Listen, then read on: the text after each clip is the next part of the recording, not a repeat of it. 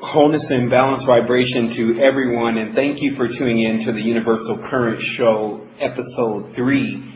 Today is Sunday, October 23rd, and we are alive and jubilant and ready to deliver to you everything that you're going to need to benefit the most off of the universal current that is coming across our planet right now. I wanted to first let everyone know that if you would like to tune in to this and you would like to see the pictures and the videos that are being described, you can tune in to our live stream channel, which is available at www.livestream.com/understanding, and Mr. Spirit Matter will be there as that hyper DJ taking you on this virtual tour through the knowledge that we're bringing forth today. Now, today is quite a day. Of course, yesterday was my birthday, and I did put a post together. In fact, I spent my whole birthday yesterday putting this post together, but I felt so invigorated by the information and delivering that information. I want to make sure we pay it forward, as I call it, or as many people call it, and actually use that day that is special to me to make it special for you.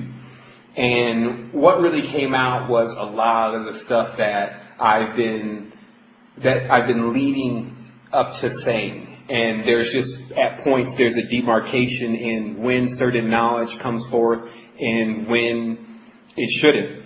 And the most interesting part is that I've been watching knowledge like this for the last 2 or 3 years, that even though I may be aware of certain things, that for some reason I just haven't been able to translate that information to everyone. And then it'll come up out of nowhere, even sometimes when I don't choose to actually put my topic in that area. And so what this has pretty much become is our complete growth into wholeness. Of course, if someone says wholeness and is about that, that is still something that has to be achieved. And if you look at the resistance, what the resistance actually is the real-time progress of our spiritual growth as a group. Us beginning together in somewhat of a common state of mind, having the same desires of what we're seeking. And it's important to realize that everyone that really is on this phone because they're looking for something. If they have found it already, then there's no need to be on the phone. It's because we're always looking to expand, and we always will be. But expanding means changing. It doesn't mean staying the same. Growing means changing. It doesn't mean staying the same. So oftentimes when you're with one message, let's say reptilians like David Icke, then you'll have a whole group of people who are also into that message. But if David Icke chooses for any moment not to talk about reptilians anymore, or to solve the whole reptilian mystery, then all the people that are there for that would leave. The ones that will remain would be there for what he would be talking about next.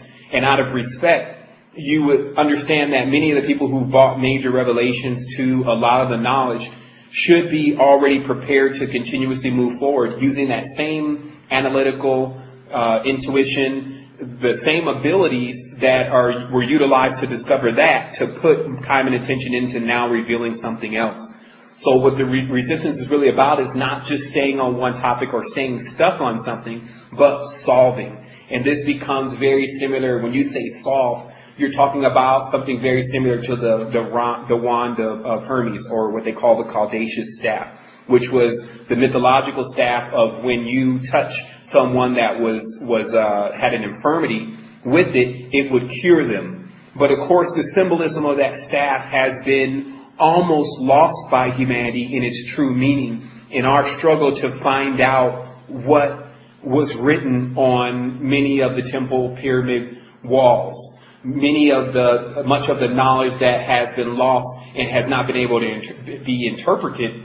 I will tell everyone now that the knowledge has already really been interpreted, and the real interpretation has just been hidden. And so that's really the tune of today's show, is to understand that we have to get a little bit in depth about who exactly has been manipulating and changing the information in order to make us confused, and what that has caused.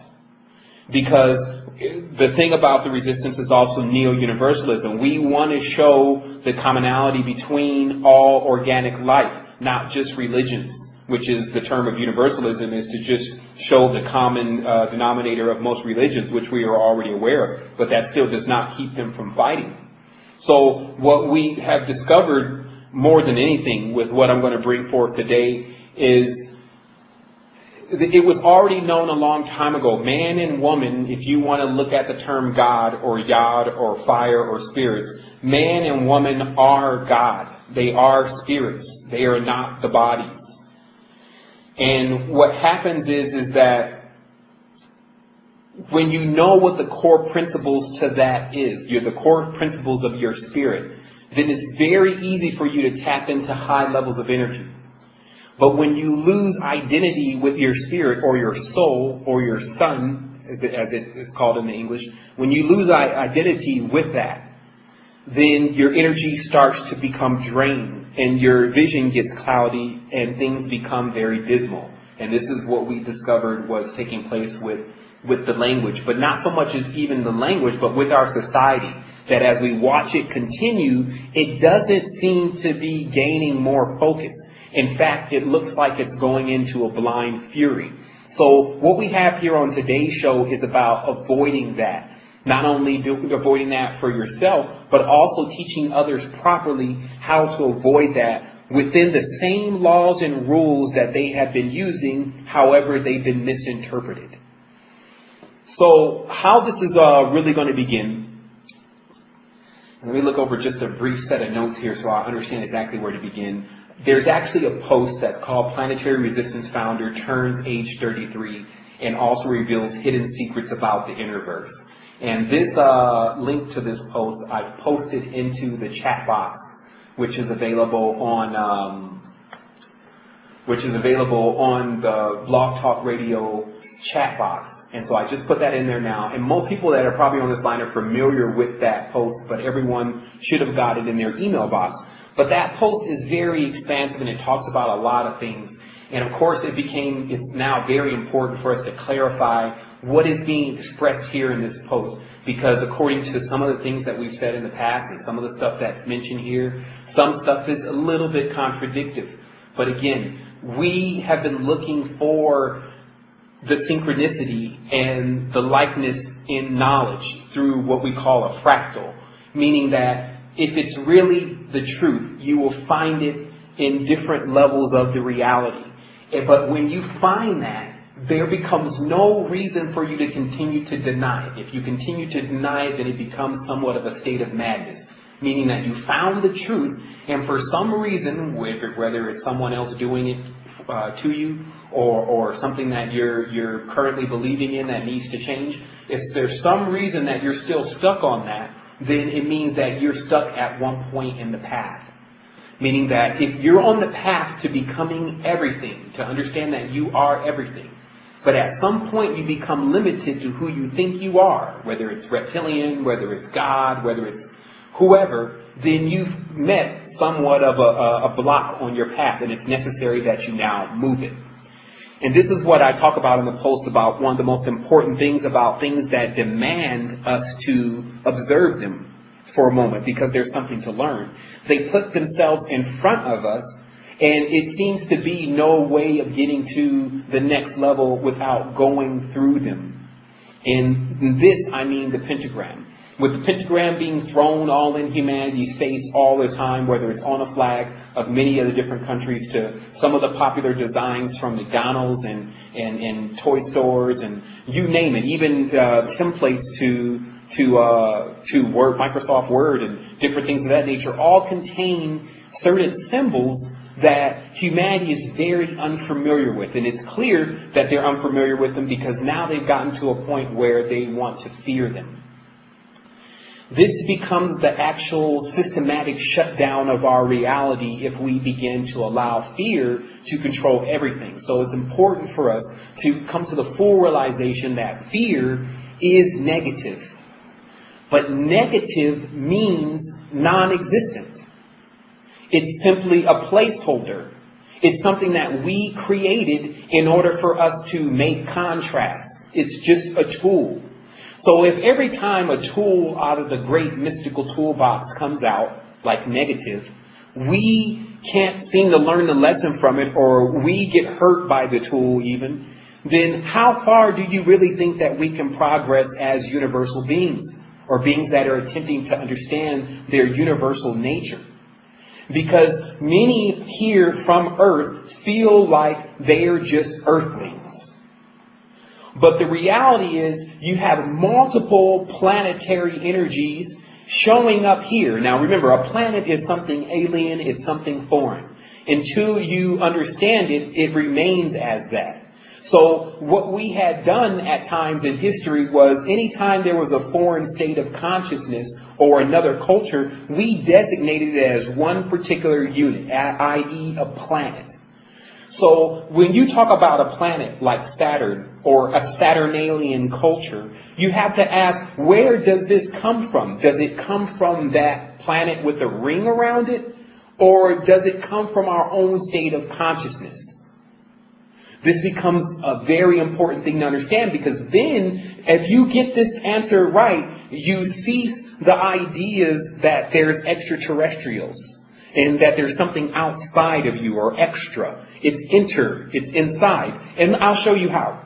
When the cowboys entered into Texas, the Lone Star State, and bought the culture of wearing a brimmed hat, very similar to the Jewish and Judaistic practice of wearing a brim hat, and began to rustle cattle and use guns or lead, which is the same metal as Saturn, then was introduced into the Western culture the Saturnalian concept. When we live in a reality where a large group of people begin to act a certain way, like let's say Jupiterian or Jovian, then there gets invented by us, at that point gets invented by us another planet or another system or another culture. And so what happens in our world is that if some cultures are suppressed and some are brought forth, and it becomes a great confusion about what the lessons are, and someone wants to make their way of living the only way that everyone can live. When you have lived in a reality that has already taken place, it becomes no wonder that we don't know where God or the Most High is. Because we don't know where we are. And we are God. We are the Most High. It's very clear at explaining that in the spiritual books. But as the tainting goes on to the book, you start seeing heavy levels of contradictions. Such as, we all are God, as the Bible proclaims. But it says, ye are to fear God. Now, how does this work? If you're God, but you fear God, does that not mean that you fear yourself?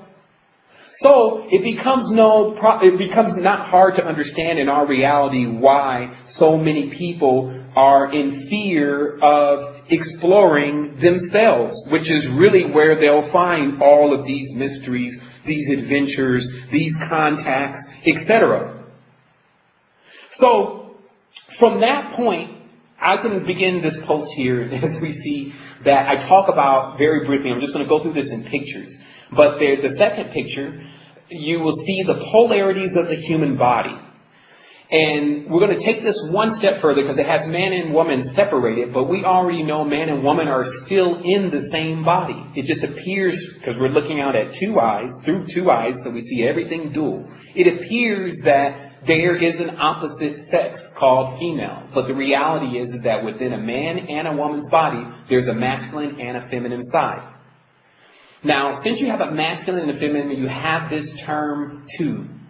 So there's somewhat of a dualistic nature within the person's mind anyway. Within their body, there's a dualistic nature between a masculine and feminine principle, or a water and a fire, coming into conflict with each other. However, this creates also the power that drives the body, if you didn't know. But there also is a mediator created, and this is why our planet got termed the third planet, because there is a large part of a triangle or a third component that we incorporate into our existence. We can dub this particular being an ego, but the correct term really becomes eidolon. Of course, the term ego is already demonized, pretty much. Everyone thinks the ego, you got to get rid of the ego. That is true. However, to get rid of the ego, because it's almost like saying, let's get rid of the drug lord that's next door. The ego has already set up shop and acts as a mediator between the positive and the negative side of our bodies. And it's because of that, there is relationships and interactions that are caused by the decisions made ultimately by the ego. Once it hears what the masculine side has to say, and then the feminine side has to say, then it makes its decision of what it should do next. Now, if you're living in a reality that pushes more of a right hand or masculine side of things, then you can see why the reality becomes very destructive as the person's mind becomes very destructive. Only because it's not being kept in balance. So we'll clear this up a little bit more about this masculine and this feminine side of our bodies by looking first into the higher levels of knowledge and what it teaches about this. As it says in one of Michael Jackson's songs, ABC is easy as 1, 2, 3. Basically, that there's some type of knowledge that the higher beings are aware of that makes it as simple as that. And that knowledge is 1, 2, and 3, and how those tools can be applied to many things in order to discover what is going on. It's like a grid that you lay over something to understand its complete place. It's a tool. So it's important that you understand that it must be applied to every situation as that situation is occurring.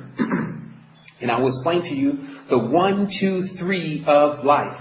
First of all, when we talk about the zero for just a quick moment, the zero is not supposed to be discussed. And the reason is the zero means no thing. It means everything that has not been identified. Thus, when you identify it, it ceases to become a zero.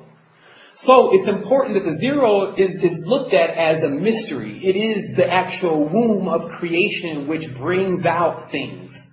To go inside of it, few have gone in and been able to come back out because they say there's that much of a mystery going on there. So we'll just talk about one because that applies more to our reality, wholeness. So what ends up happening is that the first generation or one which came out of the zero. It looks simply like a straight line coming out of a hole. The hole itself is the womb, and here comes number one. Now, number one is original. Number one is perfect because all that comes out of zero is perfection.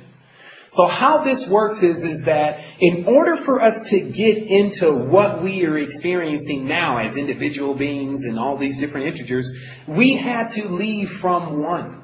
Because one is the state of it's not male and it's not female.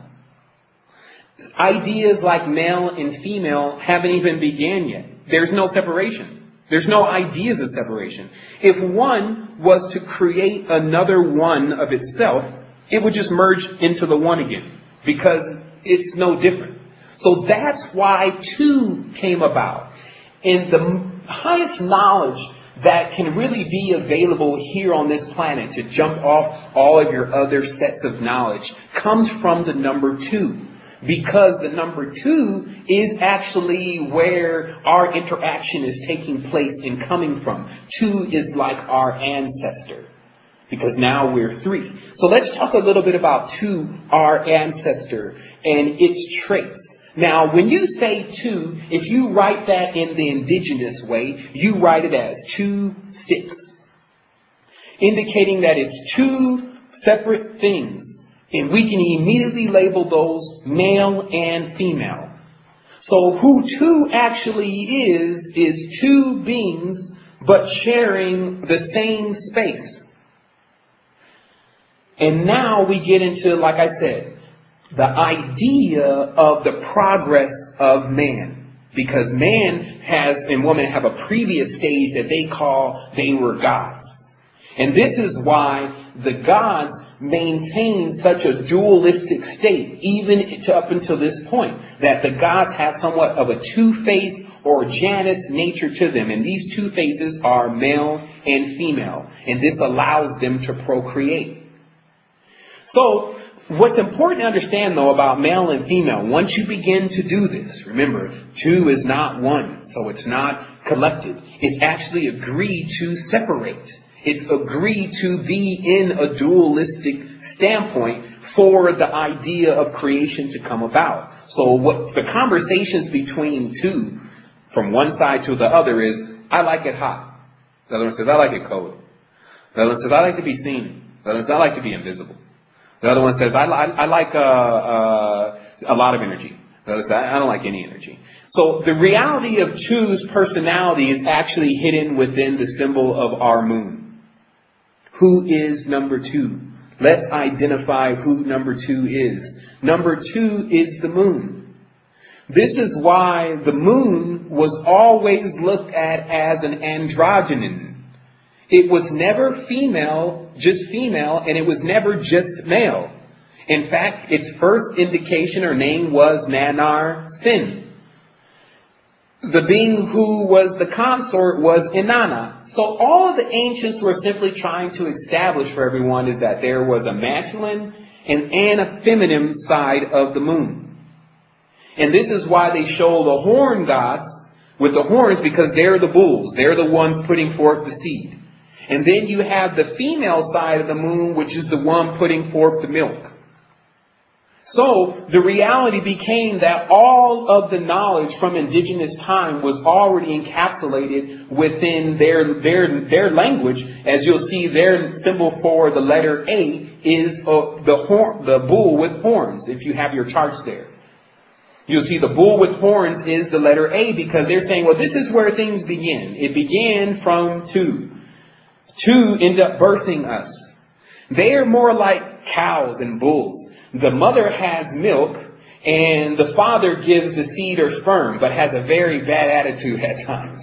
And so what happens is, if you look at how that plays out in our reality, we see that, yes, women do contain the mammary glands, and they do suckle the child. And that was the only way it was done in the old days. There was no Similac with iron. If anything, there was a wet nurse or another mother to give the child milk.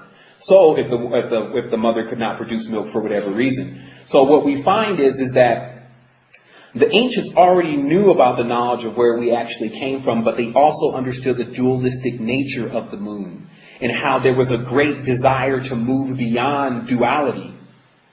What happened is the moon became encased in words like Hermes, which indicates her, which is a female. Mes means sun, so a female sun. So a male and a female. So this is why when the mysteries started to be misinterpreted by the current regime, mainly the Theosophical societies, that many of the society's members started to become homosexual or lesbian, in attempting to fulfill the rights of the moon when they misunderstood the principles altogether. So if you want to ask, well, why is there such a homosexual component within Masonry and within Illuminati? It's because the moon has a masculine side and a feminine side. It is androgynous. And because many of them are still on the first level, which is under the angel Gabriel or Jabril, who is and then its counterpart known as Phul, which is Phul, because they're still there, the most that they can actually do is attempt to become androgynous in the distorted way in which they're stuck in, because they stole the knowledge and they think that they're going to be able to get something out of it. And their idea is to act it out externally, rather than understanding what it means to be male and female inside, and then to actually bring those two energies into balance, and then to circulate that energy through your body, and that allows you to fully activate into a higher state of consciousness. Not acting it out externally in a ritual in which everything has been zoomorphied and you have all of the animals and all the things and bones and all this stuff within the ritual. It does not happen that way. The reason why these organizations and factions have been built is to still show humanity that if they're looking for God or the Most High, whatever term you want to use, it's inside. And as long as you keep looking for it outside, you will never find it. That's what they are built for. They are the negative contrast. Just as people always complain daily about many of the rappers and many of the artists and different individuals. However, they are being paid by this society. If you want to complain to anyone, you complain about the masses that are paying them with their energy, because thus they're employed to do their job as they're supposed to. Negative's job is to work for positive. Because we are positive, that makes us move. It makes us animated. We can choose to pay our energy to negativity or something that really does not exist. And how you know individuals like Jay-Z do not really exist is if you choose never to listen to him. Thus, he does not exist for you. So this is the power and the ability that we've always had as sentient beings, is to choose what we want to tune into and what we don't want to tune into. And that actually gets us to the real term of wholeness, and then those outside of wholeness. We take it a step further. People have to understand what wholeness really means. It means you have joined a collective group of individuals in a progressive state of mind. Wholeness. The ones who are outside of wholeness are actually the ones still in the conflict and the blind way of non-negation, etc. So this means that, of course, the ones in wholeness would still be abrasive to the ones that are not in wholeness if we ever come down each other's path at a certain point. Because wholeness is going to stay together while the other side will attempt to try to tear it apart. So it's important to understand, because we're in realization of all this does not make us not whole. Like, people think that because we get into conflict that we're not whole anymore. That's not what whole means. There's still the people that are outside of being whole that need to either be instructed or showed or given a lesson, etc. And so how this knowledge really begins to move along and begin to work through us is that the more we get truth, because truth, it stops conflicts. Either the person doesn't want to accept it and then they just remain there and wholeness keeps moving, or the person has the opportunity to actually join and can keep collective with wholeness on our progress to actually discover everything through facts. So that's why I say in the next picture, 3 years ago, almost 3 years ago, I cracked the 2012 code and pulled it apart as the word Zion. So thus I already knew where the reality was attempting to head. Because I had already been following Judaistic, Zionistic, New Jerusalem lore, Kabbalistic laws, etc., because that was the continuation of the religion of Christianity. Like, most people are still stuck at Christianity. However, if they kept going, they would have found Gnosticism, and depending upon where they chose to go next, they would have went into Judaism, and then started to understand the letters, the names, the letters and the names, etc., and the numbers, because those are what open up the worlds, because you already have access to what I call being a level 5 dreamer, which we talk about in this post, which is you have the ability to be fully conscious while you're asleep. And then the utterance of certain words creates other realities or gives you access to certain realities or creates doors, etc. So if you want to understand what the people that are able to accomplish this are doing with the knowledge, then you understand it's that. But one thing you need to understand is that many of the people who are saying that they are doing that are not. They're locked out, just like anyone else who does not set their mind, body, and soul right to begin to receive it. So you have all of these people, such as some of the Orthodox Jews, many of the people within the Christianity, etc., saying they have the power, but they have nothing. And you can understand the actual wealth of what they've accumulated or how much it works for them, because how many adepts have been produced from Christianity. Let's not just look at the religion, judge the religion, etc. Let's back off of it, get on the kether, which is the high state or high point, and look down on it and say, how many equipped disciples walk out of those temples? None, almost.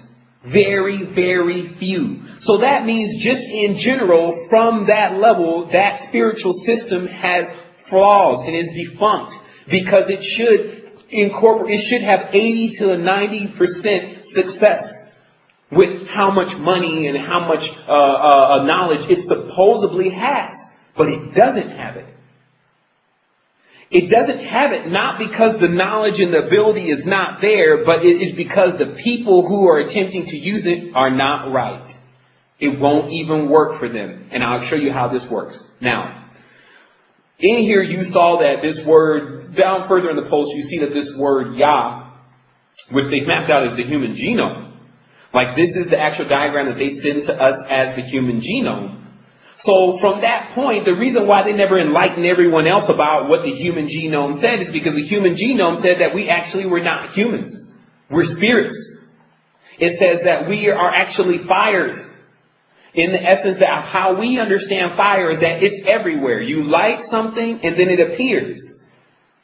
So the reality becomes is that the reason why much of the knowledge never got to us because it was going to make us fully understand who we are, and that was going to take us into a higher state of consciousness that had nothing to do with being in a Tron-based world. We may still remain in the organic reality, but it's entirely different than what we're actually looking at now in this fallen state. Since they've introduced more than anything the fallen state to everyone. The beginning of these religions begin that man is in sin and fallen. However, the baby that comes out of the mother's womb is not fallen. It is what is taught to the baby once the baby comes out that makes them fall or fail.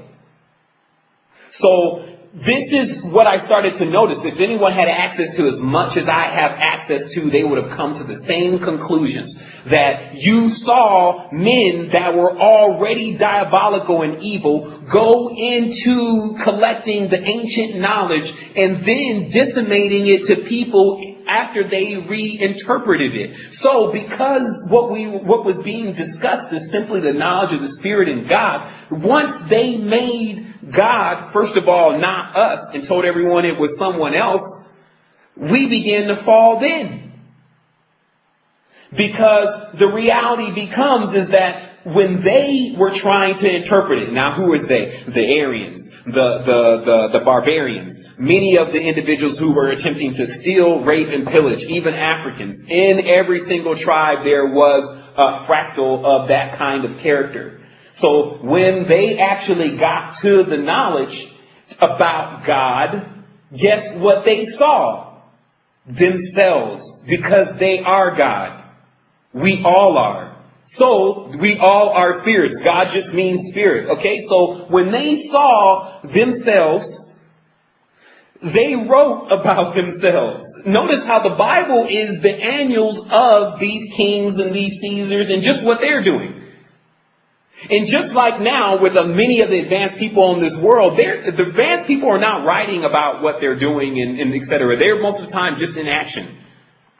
So it was the same back then. The ones that were practicing a higher level of spirituality didn't have time to go to these meetings and councils with the Romans and tell them what they need to be writing. That was not how it worked. So when they put this stuff together, the same people who have been destroying reality put this together in front of everyone and said, this is what God's about. And then they use the same symbols and words and letters and numbers, etc., so that it will resonate with the people. Then now, here we are thousands of years later. And now they're telling us it's extraterrestrial. They're telling us it's extraterrestrial and that our parents are way out there because they're actually attempting to push it further away from our reach. It's not just external to us, like right next to you on the counter. It's now in space when it's supposed to be inside. So notice the trick. That's why I said, not on a racial status, but the melanin dominant people were the ones that actually brought forth all of these cultures, diagrams, geometry, etc. And then it was passed down from there continuously until our whole worlds continue to change, our color, skin continue to change, etc. But where it came from is still one place. But it was here already. See, the power of understanding that is to know it was already here with your mother and father. No matter what color you are, they already had it. So it doesn't make you have to look into space for who your lineage is actually connected to. We're all connected. The more they keep telling you, oh, well, no, it's actually 7 root races. Well, where did those 7 come from?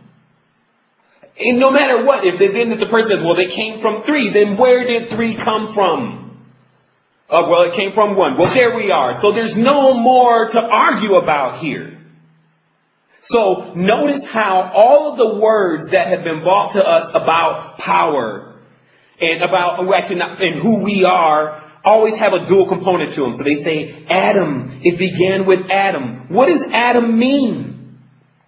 Well, according to Kabbalah, Ad means father and Am means mother, except they're backwards. Now, you know Ad means father because that's where we get our word daddy. And Am means mother because that's where we get our word mama. So the reality becomes, why do they always show us in duality? Adam, he's mother and father, but then they say, but he's a man. You see? So this is when the knowledge has been reinterpreted. When it gets reinterpreted from ego. Because remember, the third component that most of these individuals that deface the knowledge were working with, the third component was their ego. So when they wrote down their stories, they wrote it in the aspect of Zeus or Deuce or the dual god. And then as they continue to bring forth the story, the only story they were really bringing is about man and woman and their involvements with this knowledge that had been given to us as we are struggling to find our position. But I tell you, many are finding it. I found it. And all I'm trying to do is just give it to people so that they can get on to their next stage of spiritual progress. I've already moved on. People have to understand, when you get into higher states of consciousness, you have the ability to actually run this 3D body on almost auto while you're into higher states of consciousness dimensions. And they say, well, how do you do that? You mean you're actually somewhere else? No, it's all in your physical vehicle. I don't have to go somewhere else. It's all in here. It's just in order. So now it's time for some house cleaning. So we'll go. I'm going again to the next picture here, which is that you can lead a man to knowledge, but you can't make him think. And that's what really is about to happen here with the resistance, is that, as always, the tree must be pruned. And so this never was about whether people agree with it or not. It's about truth. And so at any point a person comes into conflict with truth, this is not a democracy. A person can choose to go and share what they feel elsewhere, because we're leading people to knowledge. We bought all of the information, the photos, the pictures, the books. You just have to put the time in. Now you have an extra component. You have someone that will actually put the time in, because it's just very serious to me. I see what's going on in the world, and from a logical standpoint, I realize, hey, it's time to figure out what's up with the higher states of consciousness, because that is the only solution. To me, every experience that I've ever had, every trial or tribulation that I've ever faced in this life has always been able to be solved spiritually with no problem. However, when I attempted to solve it in different ways, it did not work. Or it took a long time. So I tell you, why should we deviate from that? And that's why I was able to, after looking through so much knowledge, fully denying everything at first, cleaning off my slate. So I didn't feel like it was grandmother that was telling me that that's what I should be doing. It was my mother. It was my father. You should go to church, baby. It's none of that, because I had to walk away from all of that, and I felt fully adamant about never coming back. So it wasn't just a healthy walk away. It was, I'll never be back, because I'm searching for the truth. And now we have found it. Now I see why these places have such are able to hold people in their fold, because they have a part of the truth. And even for just a part of the truth, a person will wait and wait and wait, as if they're playing lottery, even just for the idea of getting $10 million or the idea of going into a higher state of consciousness. They'll hang out. But unfortunately, they did not deliver. That is my quarrel with the church. They did not deliver. When a young man walks in or a young woman walks in seeking now to disconnect themselves from all negativity, what they find is a haystack of more people that are just on another program, but even more confused and more judgmental than the ones from the outside. But it doesn't stop at just the churches. It's in the mosque too. It's a weird feeling going on in there. You're afraid to accidentally miss a rak'ah or not do wudu properly or clean properly. Like you feel this ominous, someone wants to judge you all around you. So moving forward, we see the diagram of the two worlds. This is the highest knowledge that's going to be available, because this is what they want to keep secret. This is what they want to keep people out of, because as I said before, if you actually dreamed every single day high-level dreams, like you were just out there just doing all sorts of stuff, flying and all sorts of stuff, if you kept having those dreams every single day, what do you think you would change into in this reality? What do you think you would change into if you have positive dreams every night? So the reality becomes, because that world has another spatial, you can fly, it becomes more primary than this one. So what actually happens is that that's where the controllers attempt to exercise the most control. Of course, through the food and different things that disturb our mind and make it radical so that it cannot pass in through this womb to the other side of the actual inner verse. So let's talk just a little bit and very briefly about this other world and what it's used for. Because by right, everything that you have experienced, as much as you can expand into yourself, you have access to your timeline. And because of that, you have the ability to go into that timeline and actually move certain things around that will change where you are here. It's just your right. It's a universal right. So the only way to prevent people from moving around things and conquering fears and all that stuff, which would take place in the dream world anyway, they keep a person from understanding what is really going on with the other world. That's why I said before, it was so important for them not even to say there was one more world out there that had sentient life on it. Not even one. They didn't give us even one, even though they knew there were an uncountable number. They never even acknowledged that there was one of them, because they already had knowledge that, first of all, if they know that there's one of them, then they will attempt to access it right from the world in which they can access other worlds, and that is their dream state. This is what's happening, people. So in this dream state, it's more like, I guess the term would be parabola. It would be where you would actually be upside down, because we're actually on a globe in space, etc. Where you would actually go is into an opposite side of yourself that would be really ethereal, because you're actually a spirit. You're really not completely a mammal. So what happens is that in that world, that is the world that they often let you catch short glimpses of their part of it in movies like Day Watch, Night Watch. Short glimpses of their part of it when they take you outside of the Matrix in the movie The Matrix. Because everyone is, those that are in the higher level of knowledge are aware of this other plane. Now, this other plane has a lot to do with how your mind is set up. So if your mind is garbage, then in that world, it's nothing but garbage. And so that is their problem, because their mind is all altered. They only have a weird world to go to. And so they definitely don't want everyone else to have access to their own worlds also, to understand that they can actually create another dimension in which they can spend as much time in there as they want, if they choose never to wake up in this reality. So that's why it says in the Bible, God says, well, earth is my footstool. Okay, this is what they're talking about. The earth itself is based on the geometry of the cube now. On top of the earth, the dimension that I'm speaking of, which is more ethereal, operates on thoughts in ethereal forms, is on top of this one, just like air rises to the top. And so, in essence, all the beings that are up there or have access to that, they are standing on top of this one, this square, and this makes this square somewhat of a footstool for them. That's what that means.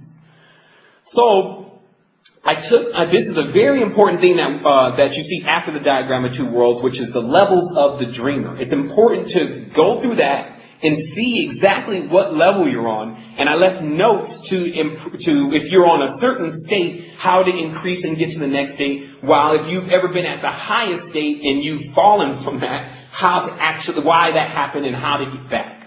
And then I end that with dream solved. Like there's no more questions, and people should email me really no more questions about what their dream really means, etc. Because it will tell them what it means by the levels of a dreamer. Because in order to really, really get information from the dream, you need to be a level 4, level 5 dreamer. Other than that, everything else that's coming across could be manipulated by so many different integers.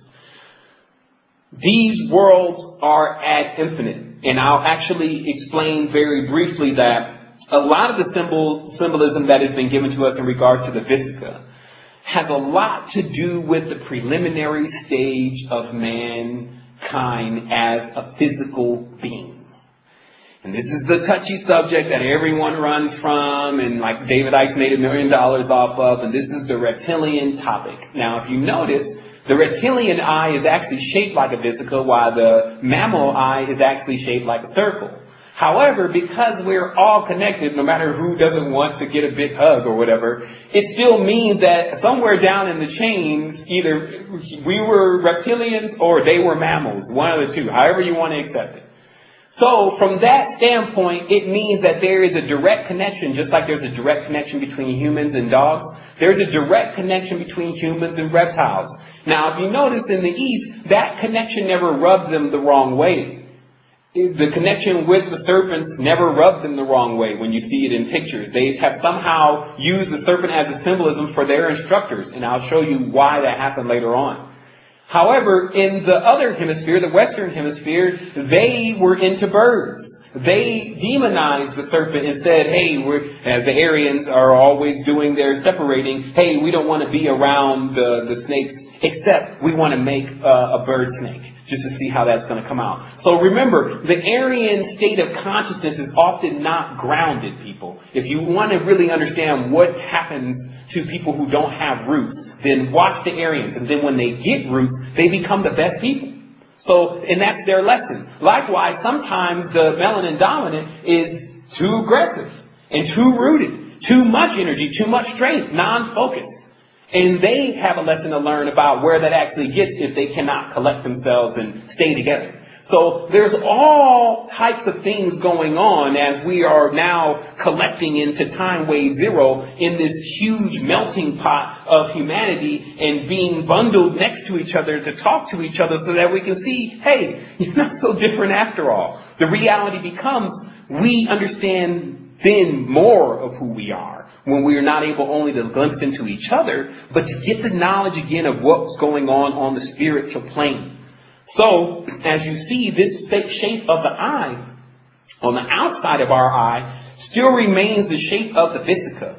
So, the reason why they show Jesus coming in and out of the Vesica, because Jesus, or I say Yahweh Shin, which is the correct terminology for the sun. And again, these are energies and emanations, not physical beings. So, and just ways to explain things on a higher level. So the sun, or the third component, but in this case the fifth, actually is attempting to gain the ability to actually go in and out of worlds. Meaning he has to die and then rise again. Die and then rise again. He has to gain the ability of being able to go into the other world, which means to be dead to this one. Because you can't bring ideas. Anyone who knows how to lucid sleep properly knows that when you start to think about what's going on in this world, all your lucid stuff starts to mess up and you start to wake up. So that's what it means to die to this world. Means you go into a state where you're no longer in this world, and then you pass through this womb, the same kind of thing you came out of, and then you're into this other one, the original. One of the more original worlds. As you see, there's a picture right below the diagram of the two worlds, and it looks like an eye. And it's ad infinitum, the Kabbalistic tree of life. But it's just, look at it visually. It's just eyeballs. Eyeballs are worlds. And that's all they say. The eyes are the gateway of the soul. They're telling it all there. They're gateways for souls. So what ends up happening here is that when you pass in and out of these eyes or wombs, then you actually go into other worlds, and you will want to go to the more perfected worlds. That's why it's important for you to understand how to maintain balance. Because some people are actually passing into these worlds already, even naturally, not needing so much explanation like I'm giving now, but they're ending up in these strange, deranged worlds, and they're coming back with these messages like, the world's going to be in, it's going to be over. No. The world you went to is going to be over. There's other ones that are infinite, and then there's this one, which is like a Midgard. Because remember, they call this place Midgard. It's like the place where the hobbits live. It's where it's right in between. It's a control point it's not a control point. That's what I meant to say. It's like a flotation. And that's why we have the ability to ease into one state of consciousness and ease into another. And this becomes our training, people. Our first lesson is fear. So that's why everything that we look at, the reptile and everyone, becomes like an enemy. Like I was saying, in the East, they don't have a problem with the reptile because it was actually presented to them in a certain kind of way. In the West, we don't have problems with birds because it was actually presented to us in a certain kind of way. And as a man that has deeper knowledge said to me, he said, what I see it as, it becomes. It's important for people to understand when they get on a higher state of consciousness, if you run across something that looks different than you and you act different, like it's different, it starts to act different. Because it's only responding to your thoughts. Because it's all contained within you. So this is why the confusion has been going on this dimension, and few people have access to other altered states, because in this dimension there's so many things going on that keeps a person locked out. Mainly what the actual laws and rules really mean. What the actual symbols actually interpret into. Not what distorted D-man or the divided man gave everyone, not the interpretation he gave everyone. Remember, how they looked at it, the controllers, civilizers, colonizers, etc., was these people like spiritual stuff. Let's give them a little piece of that stuff that they were using before, and then they'll be okay, but it will not be all of it, so they'll never accomplish whatever it is that it's talking about, which we don't know. But as long as we do know, as long as we divide it, they'll never have all of it. And then what we'll do is we'll give a piece of it to each of them, and then they'll fight each other over it because they'll think they're so different. That's how they actually sit down and talk. They do this. So it's important for us to realize, like I said earlier in this post, grow up. There are beings, like I said, spirits, humans, all sorts of things, devising plans without you knowing it. Because you don't have access to all of the spatials, mainly your own. There are certain things that are being planned with you being considered, as they revealed with the straw man. And the work that shows that we are actually chained kind of to these weird people who have misinterpreted the symbols. So to break those chains simply means that you start to guide your own life, but you need instructions. You need to understand how to program Maya, and you need to understand how to program the illusion now. So now your homework is stacked up for you. Great. This is the experience. Maya is the organic language in which we were using to control the world that is more ethereal and organic. The illusion or the illusion is programmed on logic and often uses letters and numbers as its key components to gaining and maintaining control. Listen to that later on and it'll all make sense.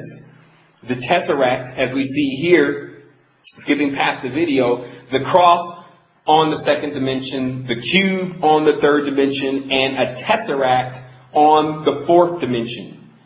And what this is self-explanatory. The people can see that they got us in a two-dimensional state of mind. What I was noticing with as I started to meditate more and more, that when you look at symbols for a long period of time, such as just simple squiggly lines, they start to bend. If your mind starts to bend, they say you're a square. You have to start becoming a sphere, because when you become a sphere, you start noticing that many of these characters actually bend, and then they take on a three-dimensional nature.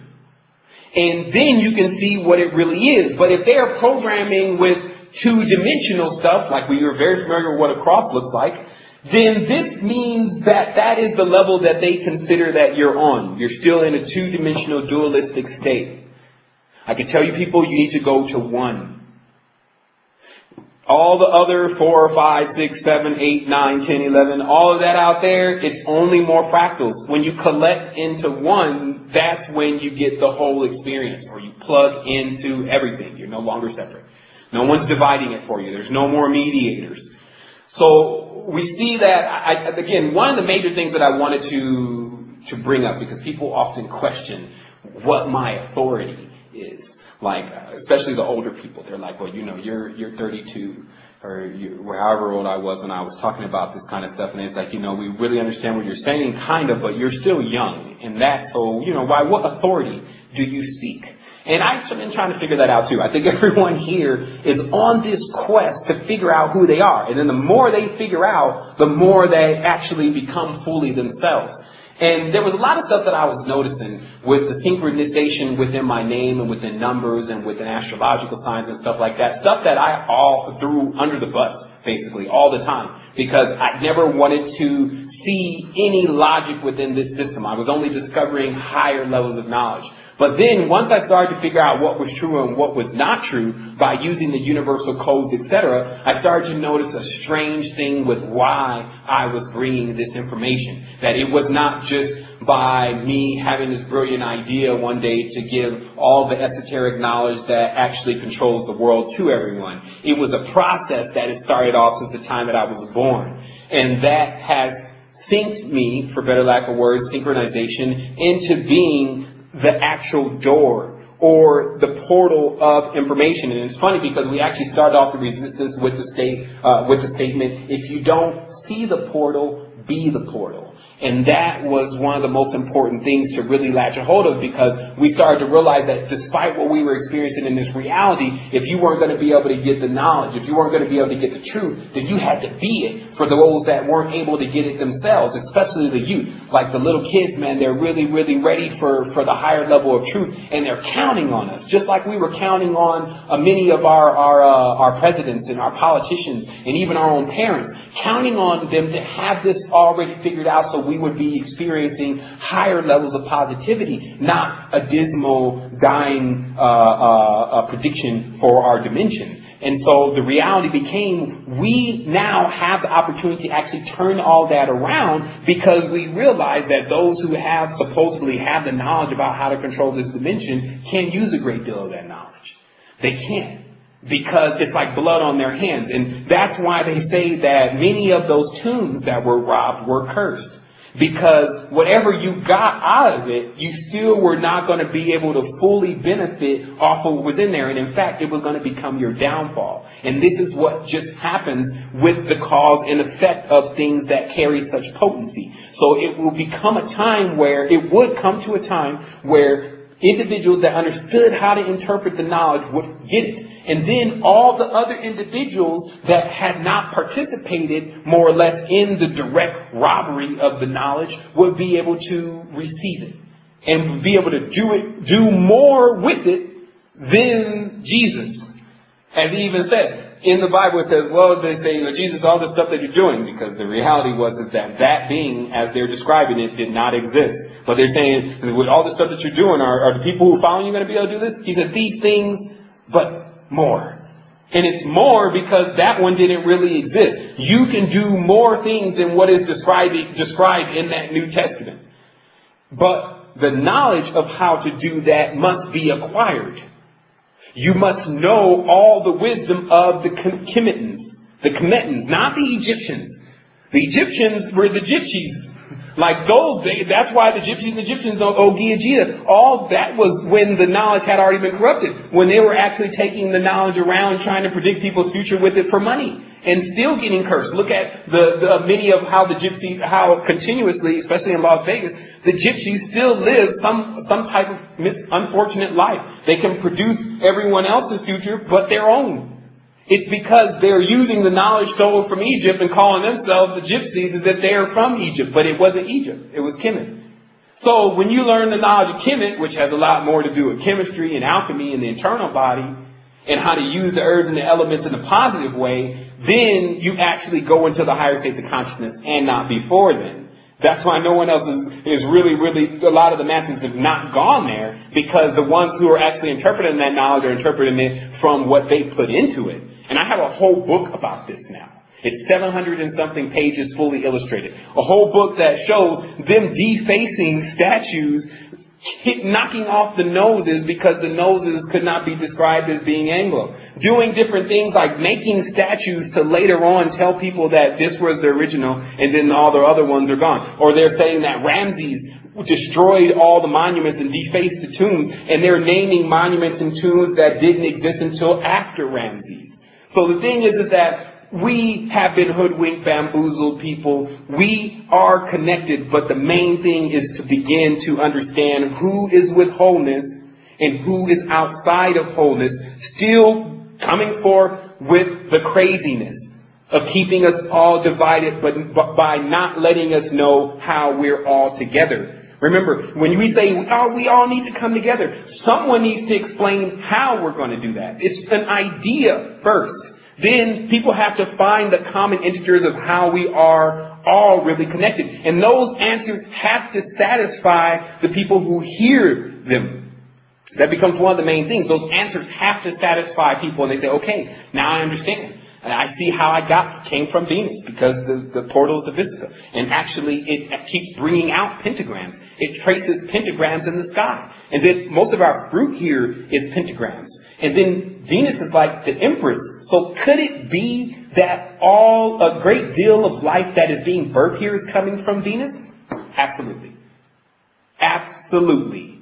If you want to understand it, or they call it amor. It's where you get the term Roma. And it also means, son of Venus. So it's important for us to look, and now, as I was pointing out, you have Mars, the wolf, and Sirius, the dog star. So you have all of these other components with all these other creatures that live around us to give you the extraterrestrial story, except it's not extra. It's inner. And we're riding along with it. Why we're still playing around in this externalized world that we don't even know how to program. That's what the reality is becoming. Because they're shifting the system in this reality to the Illusian program, most people are not familiar with that code and they're not being instructed. Why they operate on Maya, and that's their dream world. So normally they would be able to jump out of this kind of situation anyway, except now their dream world is being hacked through their behavior in the illusion. So this is why we have to grasp things fast. It would be the same thing as when you experience someone messing with your system and they're messing it up. It's like a virus in your system. You have to act to fix it. And I'm giving you the key components of fixing it. It's to understand what these shapes, sounds, letters, numbers, symbols mean. Then everything is cleared up. You have nothing to be fighting against, nothing to be arguing about, and you start to slightly alter your state of consciousness in this world, and you correct your wobble, and then you spin faster, and then you're aware at that point of the rest of us collected already in wholeness, giving this information and on missions, doing actual things that equal people getting to the higher state of consciousness, because that's what our duty is here. So we see next the card of Fortitude. We're actually, let me check the time here, about an hour and 14 minutes. We got about 22 minutes left. And there's a couple of questions. I'm going to take questions for the last 15 minutes of this actual program, but I wanted to breeze through this just a little bit so that people can understand what's really coming across here, and then maybe we'll continue next week. What you see in the card of Fortitude, as I was saying, there's individuals that are already in the know. Some of them have these different decks. They don't look like the other tarot decks. Because the other tarot decks are built just like all the rest of the confusion. But then there's some, because they're used to train the individuals that they want to understand what all these symbols mean, even though they won't be able to activate it, which is what they figure out later on. And then they have to settle for a lesser power. It shows you here that the fortitude, or to have the mental and emotional strength when facing difficulty, adversity, and danger, to do that courageously, you will need what's here. And what they're showing you that's here is they're showing you this connection that this Empress has with the Kundalini. That is what is being shown. The actual connection with nature and with where the energy comes from to power up our chakra centers.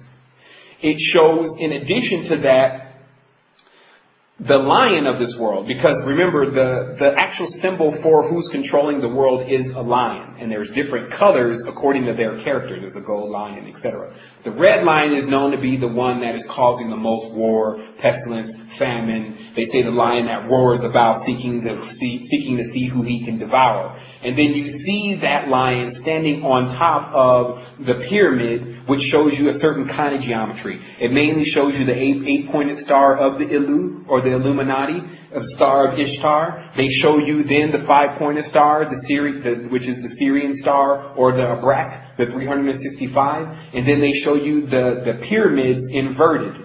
So, and then below that, they show a square with more geometry on it. So what this is saying is the actual geometrical nature of this reality is being controlled by the red lion personality. However, to put the red lion in check, you need to access your connection in your ground, your root. Okay? And then you will become as strong as the pillars. As you see behind her, there are pillars. There's the Jacob and Boaz pillar, which just means strength and fortitude within themselves. So the pillar is there to explain again that when you access this energy, you will be immovable. Unless you want to move, as far as where your consciousness is, how much people have control over you, etc., etc. In addition to that, I felt it was very important because I was wanting to interpret what the Universal Mother really is to people, especially within the last 2 weeks. But many people were getting confused for the goddess. In fact, when they were visualizing it, they were visualizing it more as a seductive goddess coming to initiate them into some type of mystery, etc. But that is not the image of the Universal Mother. The Universal Mother is actually a non-sexual symbol, and that's why the indigenous, as you'll see on live stream, the indigenous and many of the elders and ancients actually depicted the Universal Mother as basically a very a voluptuous mother that could bring the child or birth the child and take care of the child, nurse the child, etc. So there was nothing perverted about that. People, it's most important now to realize that what has happened to our knowledge is the same thing that's happening to the internet right now. It's just porn everywhere. You go to Facebook, there's porn. You go to Pirate Bay, there's porn. You go to Google, there's porn. They didn't even used to have porn. You go to YouTube, there's porn. So they're doing the same, they did the same thing. Not they're doing, because the spirituality came way before the internet. They did the same thing with spirituality. So everything just became sexual. And sexual is only one component to our enlightenment. Only one. So, again, we get another card after we pass Solomon and the Queen of Sheba, or depictions of Solomon and the Queen of Sheba. We find the Fool actually going down by. And I'm actually going to continue the show. I know it's kind of going to run out here in a moment. I'm going to continue. And once it kind of cuts off, and then we'll come back, because I do want to kind of finish this post, because it's going to be really the tune of a lot of the knowledge that we're going to be bringing out from here, and also something I feel like people need to know whether I'm here or whether I'm not here. And so, because again, as I put in the last part of this post, we get very little support, so it's really becoming a question now how we're going to keep going. But it doesn't matter. That's why I always rush to give out all of the knowledge as soon as possible, because of not knowing at what state I'm going to be able not to continue or how far I will be able to go. But of course, my idea is forever, until everyone walks out of the matrix. So the reality is, this next card shows someone walking into the matrix, what they call the real rabbit hole. And it's important because the symbolism is always being used all the time, and the terminology is always being used, but no one really knows where it stems from. Now, rabbits are fertile, and so anytime a rabbit is mentioned, it's mentioned as a fertile component only. They discard what the animal really means from one level beside its constellation correlation. So what happens is that what they're saying is the rabbit hole has the ability to make more holes continuously. And we find out that that's Phi. Phi has the ability to create more and more worlds. And when you stand it up on itself, it looks like doors. So basically, if you started to go into these doors of your consciousness, which has already happened, people, and you start to get too deep in there, if you don't leave some breadcrumbs behind you, after a while you'll realize, I'm lost. And this is what happens when a person starts to try to find something, but not using any integers to say, okay, I'm here now. Okay, I'm there now. You see? So that's why I'm attempting to give everyone key integers to use on the path, so that it's like a breadcrumb, so they'll know when they've been down one of those corridors before and when they're actually headed outside of this whole thing. So we know that the card of the Fool is still, he has that pack on his back, because they say inside of that pack contains everything.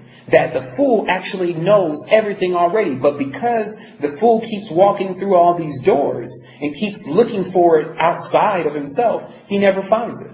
And she never finds it.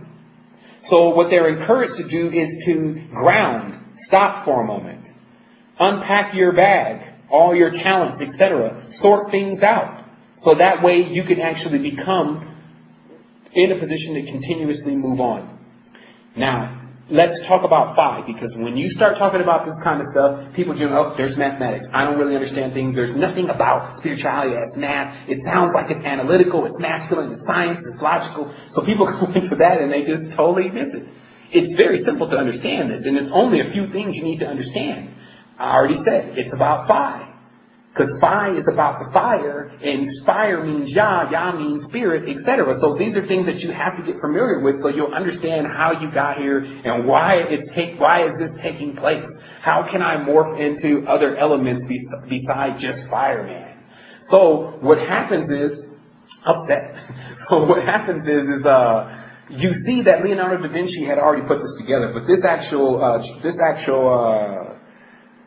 picture here of the man standing inside the pentagram is from one of Agrippa's occult philosophies, which are garbage. I actually got a headache after looking through 700 and something pages of pure nonsense. A book clearly written to just throw a person off. There was nothing, and it just shows you there's nothing that they really understood about spirituality yet during those times, coming from those people. And those people, the same Zionistic brotherhood and elders of Zion and all them, they're the ones who actually wrote the Bibles, etc. So if they didn't understand it then when they were giving it to the king, what the hell makes us understand and think they understood it now? They didn't want to understand it because it locked them out. It's conscious. Knowledge is conscious. When real knowledge comes across, one or two things are going to happen with the person. They're going to say, I don't get it. Or they're going to say, oh my goodness, it's now all connecting for me. And the ones that don't get it still have work to do. And hopefully they can find out what that work really is. A lot of times it just takes concentration and to sit down and to be focused, because again, the fool is just running looking for things, and even though it finds the truth, it goes to find something else. So this kind of behavior is what we call double-mindedness. So as we continue, you actually see that the pentagram, Phi, which is the golden mean, which is that spiral that they show in that video. It's important to watch the video because they'll show a lot about how it just keeps spawning and spawning and spawning, and how most of creation runs on this code. So, It's important to understand the fine nature of the reality. Because it's being used on you all the time, you become a proper navigator. You don't actually become like you're not inverted in it. Notice the way that this guy is actually positioned in this pentagram is very similar to the machine that they use, that they put you in before you're about to go to space. Or you're about to fly a very fast craft. Then they turn this wheel, and I think it's called a gyro something, but they turn this wheel, and then all of a sudden you start spinning in all these different directions. And the reason why they do that is to get you acclimated of what it's going to be like to be in 0-point gravity. So they got this from understanding what it's like to be outside of the body. There's no gravity. So you have to understand how to maneuver yourself and where you're positioned, etc. And so it's still a very high level of knowledge that's being transmitted across the dimension to get us prepared to understand how to navigate the other dimension. It's just that the current regime is interpreting, like I said, the current regime is interpreting what I'm explaining to you right now in a different way. Where they'll take the pentagram, draw it on the floor, and tell you profusely that you can bring back Met. But the person never realizes that, yes, they can. But it's because of how much dark intention is put into bringing something negative that wholly exists on your energy. So if you're capable of actually bringing it, it's sucking your energy from the moment it comes out of the portal. And that's the situation that they've got themselves in. They're running from their own shadow. That's what we showed here. And that's what happens with these their own shadowing them. The mediator is now on the side of the darker side of them because it chooses what the darker side of them wants to do more. And thus they end up locked in this world that they created. So that's what Creed says. I created my own prison. Yeah, it's possible. You can definitely create your own prism. And that's why it's also important to make sure that you don't make agreements of things that you're going to do far out into the future, because you're already agreeing to be here. You should always act on that moment and then remain clear from any other time, because remaining clear actually allows you to be everything. And that's why I believe it's about somewhere in the 5 or 6 minutes in stealing your mind, stealing it back from the Archon, stealing your mind and letting nothing come across it opens up this other field. And most people have never seen that because they can't stop talking in their mind for over 30 seconds. But it's called Zen. It's the ability to actually still the mind completely and then begin to operate in the other facility while you still got your eyes open and you're still there. You don't even need to go to sleep. So there's higher levels of this. So once again, I go further because we have now El makes another appearance. Now, the big revelation to me just recently was that none of the Canaanites were what I thought they were, but I won't get into that anymore because I think I've gotten to enough of who what was, and we just start to figure out there's a trend going on here. But I started to say that basically the elders definitely had a different appearance than us. In my occasion of being able to see some of these other kind of beings, the main thing that I noticed was their eyes. And that their eyes tend to be either shaped different or much larger than ours. And sometimes the heads were a lot larger. So I think that's the only, like we show on the chart of the Code of the Matrix, the only thing extraterrestrial about the ancestors was their actual brains and eyes and components and different things had a tendency to be more amplified in certain areas. Just as now you would see like a bat has the sonar capability and the bird has the ability to fly. The ancients were also archetype too when they were coming directly from the source. And so many of them had already had some of the components that are encased within these animal senses, but they were glorified, for better lack of words, because they were closer to the originals. To settle it once and for all, the Aryans were mixed people. They were not white skinheads and they were not Samuel L. Jackson.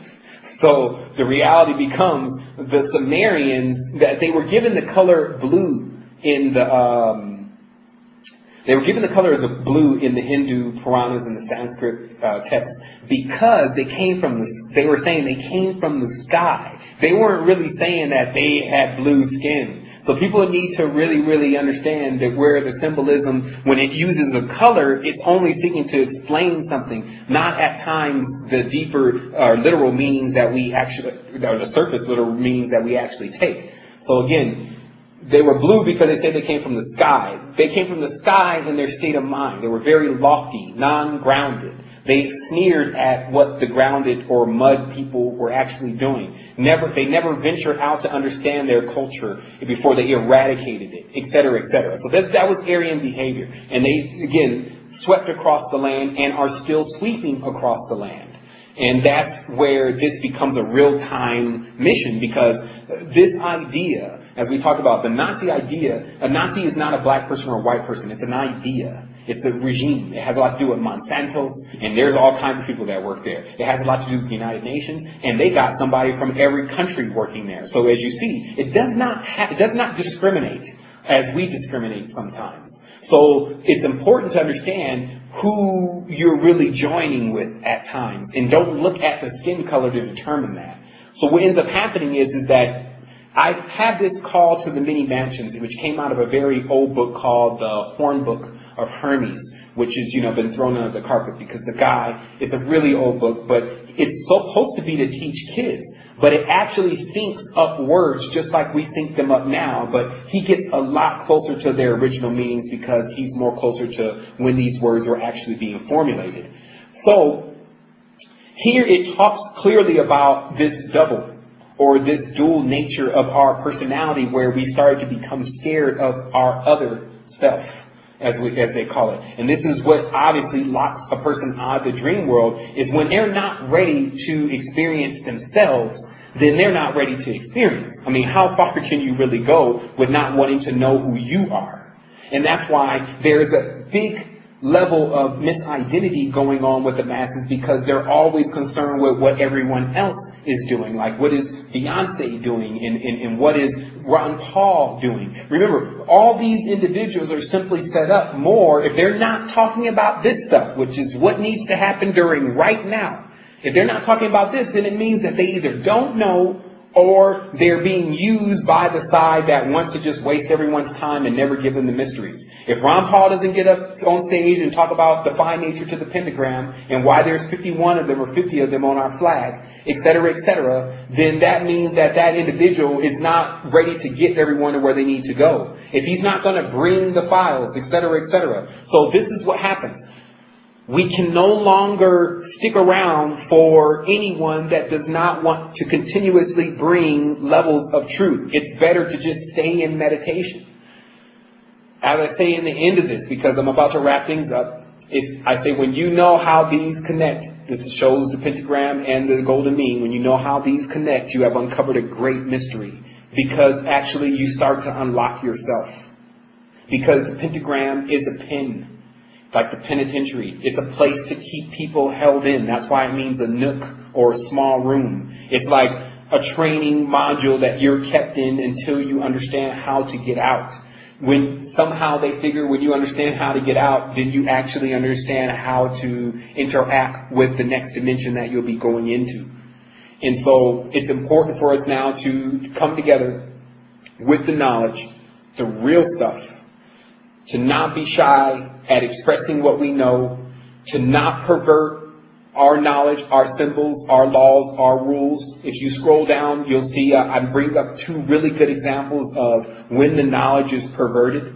Like when you look at the meaning that is given behind the goat, and how the goat becomes some symbol of craziness and evil and the devil and all of this. And then, like, if you meet a goat in real life, it's like not like that. But it's because of the over-exaggeration of these Sumerians who were shown in the picture of the sacrifice of goat represented to Ishtar.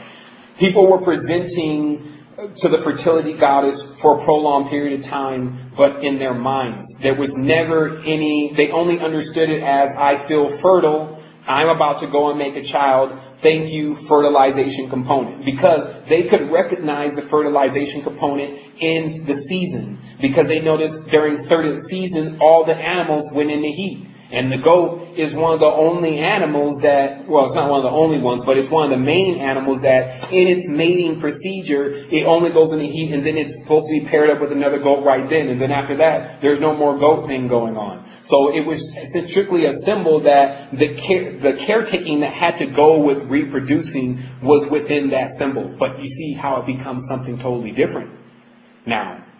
Like I said, even the symbol of the Capricorn, which gets demonized, and it's a goat, it's a fish, and it's when the fish came with the goats, and blah, blah, blah, and it only has to do with the season changing. So I'm going to go ahead and take some calls now. We're going to push the show into about 15 more minutes. If you do have a question, we actually had 2 callers, but if you do have a question, I encourage you to call in to area code 347-996-5688. And ask your question today, and your question will get answered. And then at that point, if you can get your questions answered, then you will definitely be going into the higher state of consciousness, because that is what is available today. And so we have about 2 more minutes and 23 seconds in the show on the clock. But what I'm going to do is I'm going to take 15 more minutes here after the countdown. But I'm going to begin that after the countdown, and that way I don't have to hear the 5, 4, 3, 2, 1. And so what I'm going to do is we're going to take a little 7-minute break, 8-minute break. We're going to allow me to get a little bit of something to drink so that I can clear up my throat. And then I'm going to take the caller from the 404 area code, and I'm going to take the caller from the 843 area code, and we're going to get this solved.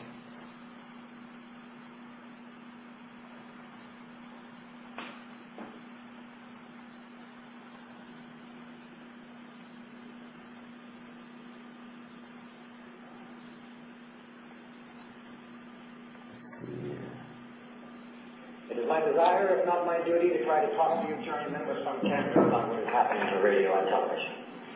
And if what I say is responsible, I alone am responsible for the saying of it. Our history will be what we make of it. And if there are any historians about 50 or 100 years from now, and there should be preserved the kinescopes of 1 week of all 3 networks, they will there find, recorded in black and white and in color, evidence of decadence, escapism, and insulation from the realities of the world in which we live. We are currently wealthy, fat, comfortable, and comfortable. We have a built-in allergy to unpleasant or disturbing information. Our mass 90 seconds. But unless we get up off our fat surpluses and recognize that television in the main is being used to distract, delude, amuse, and insulate us, then television and those who finance it, those who look at it, and those who work at it may see a totally different picture too late.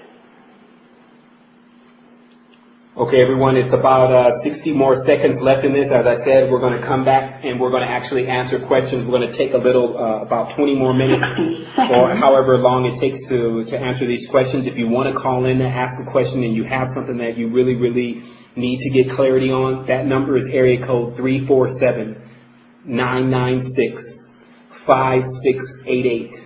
And that will get you directly to me, and you press 1, and then I will see that you have a question on my studio display here.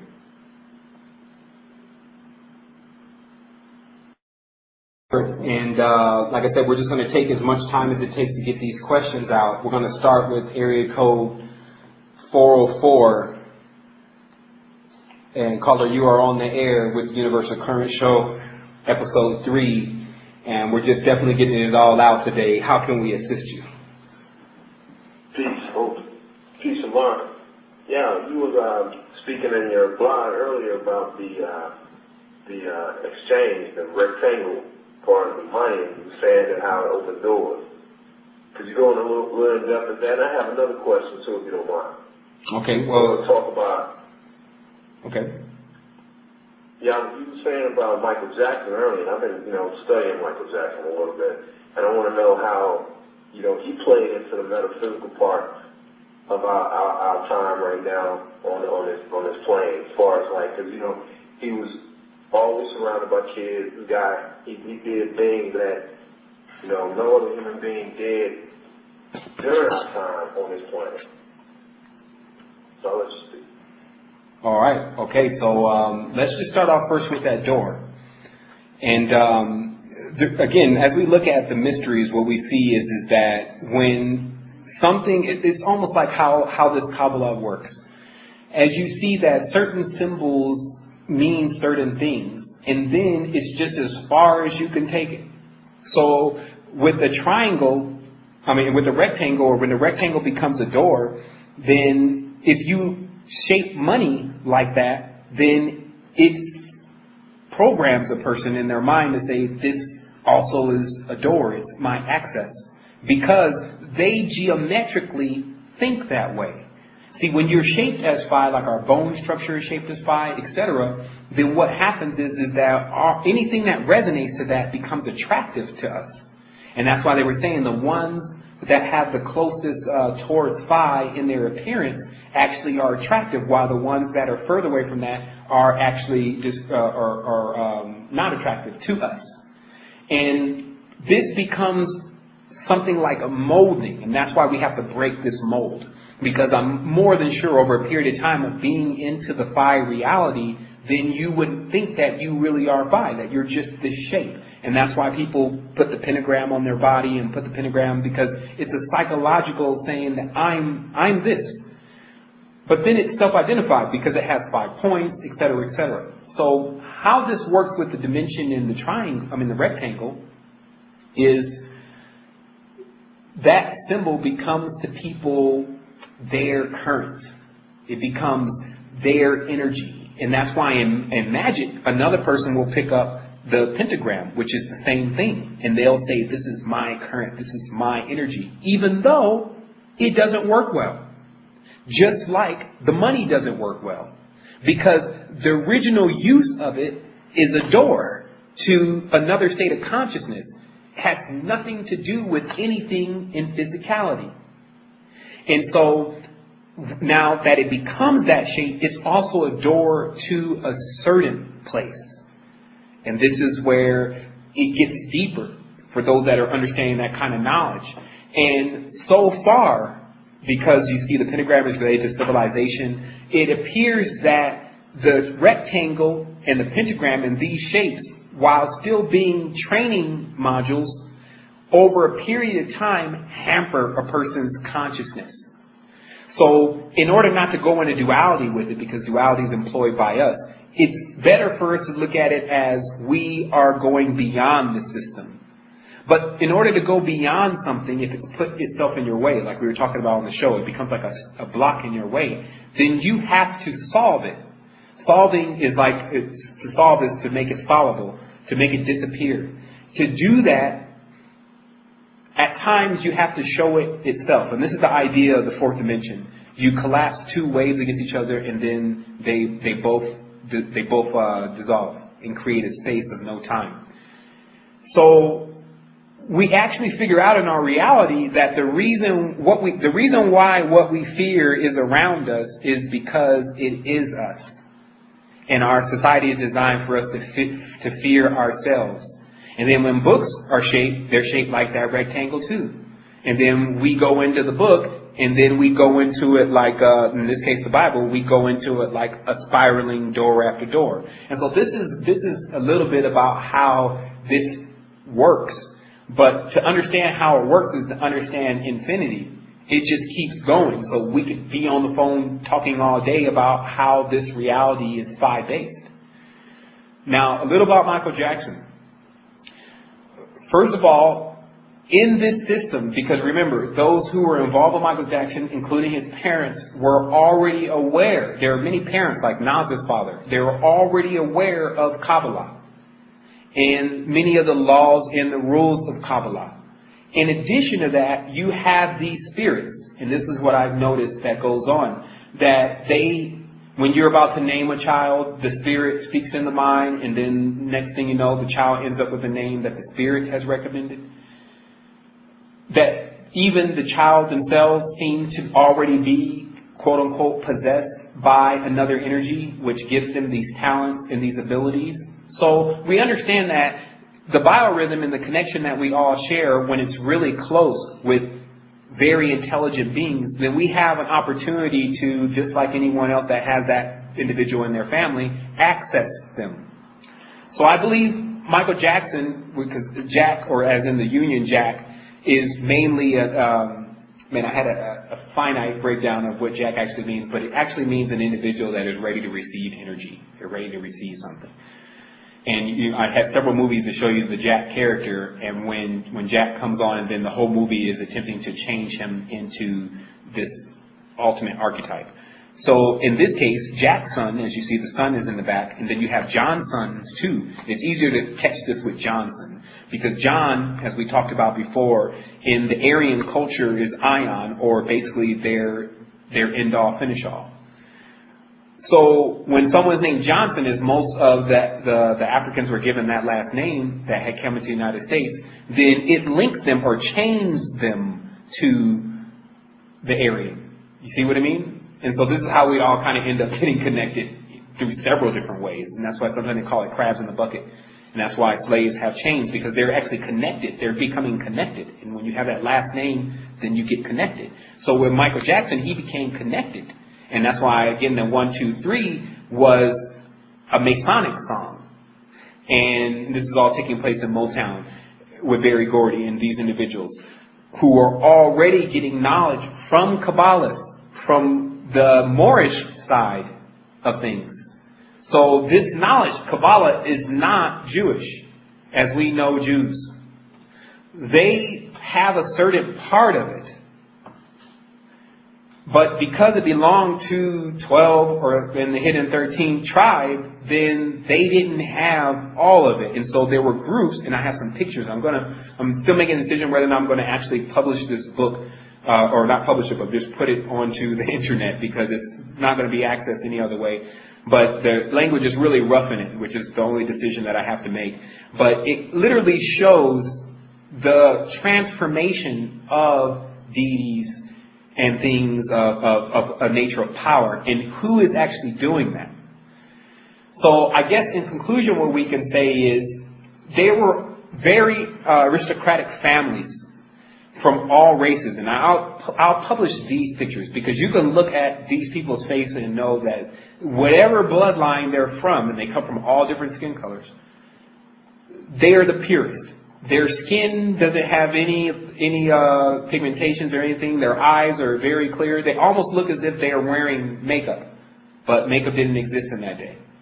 And so you get a chance to look and see, and they talk about the end of this era, which people think that the end of the aristocratic era has not happened, but it actually happened already, and then now they're regaining they're trying to regain lost territory that was overrun by basically the slaves.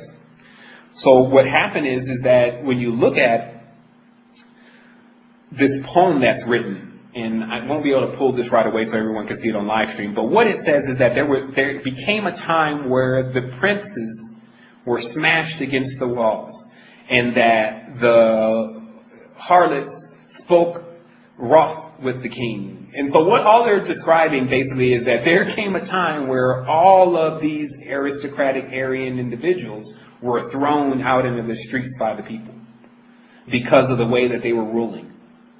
And then once that happened, which is kind of what the precept of this world is actually at now, what happened after that is once they got rid of them, then there was chaos, because the real bad guy showed up, for better lack of words. And I think this is in the movie Rango. They said, you get rid of that snake, or you get rid of that bird, the snake's going to come. Meaning that if you throw some system off of balance and you don't have a plan of what you're going to do next, you're actually going to bring something worse. So what ends up happening with individuals such as Michael Jackson, you see, is that they realize at some point in their lives that they are harboring a higher level of intelligence. They stop thinking outside of themselves. Some may do it and never lose that connection, like someone that has a special friend and never loses connection with a special friend. While others, because they're being told so much, it's really you, it's really you. Like when you're a star or actor, they're really into telling you that it's all you. So that way you can convey that to the reality, like, look where I am. But if they really told you the truth, they would say, you're one of the larger spirits. But we're all spirits.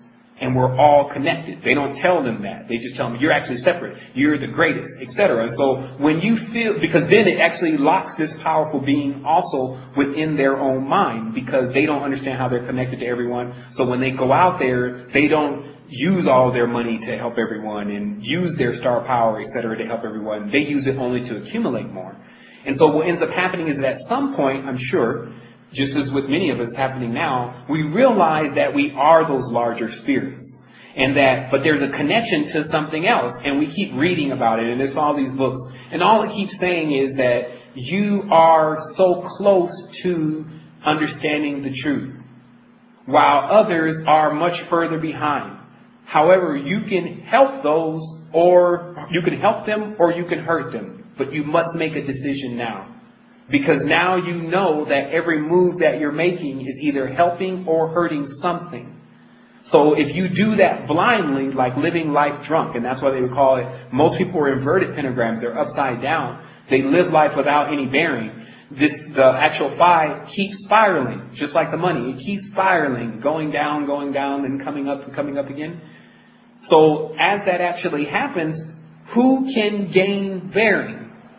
That's where the ultimate test is being accomplished, is why you're experiencing this, not allowing it to consume you, whether it's because you found all this out and now you hate everyone, or you can't even figure any of this out because your life is just going too fast, etc. So what it becomes is still the person who can think, what do we do next?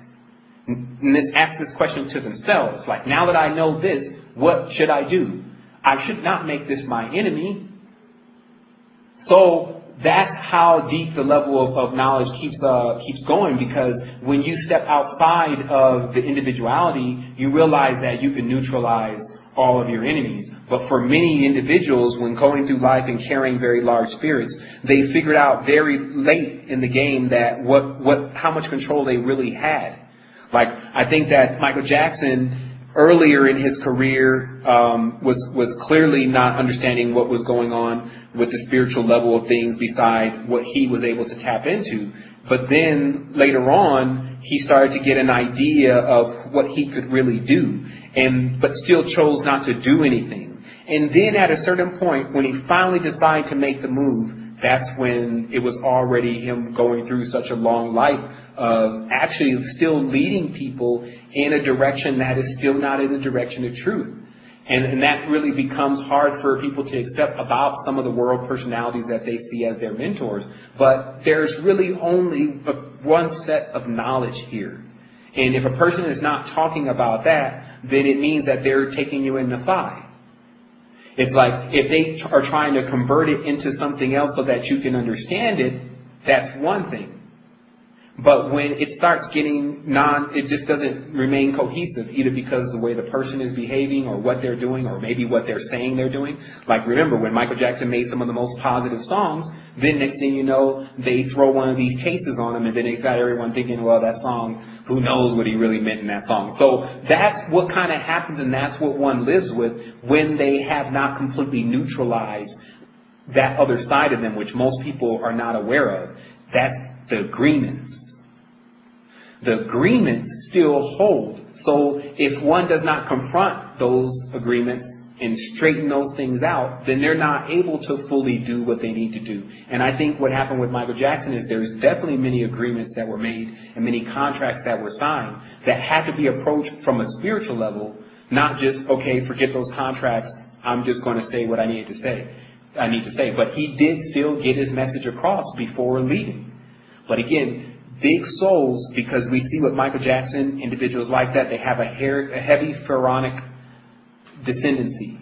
Same thing with Obama and Michelle Obama. Now they're saying they may be DNA clones. That was still, I don't know what the difference is between a spirit and a non-spirit. I don't know what kind of interpretation these people are trying to give things. But the reality becomes, when you have and you're possessing a character, and then that character magnetizes multiple characters, it's because the spirit itself resonates with all of the spirits that are actually saying, this is the person that I believe in.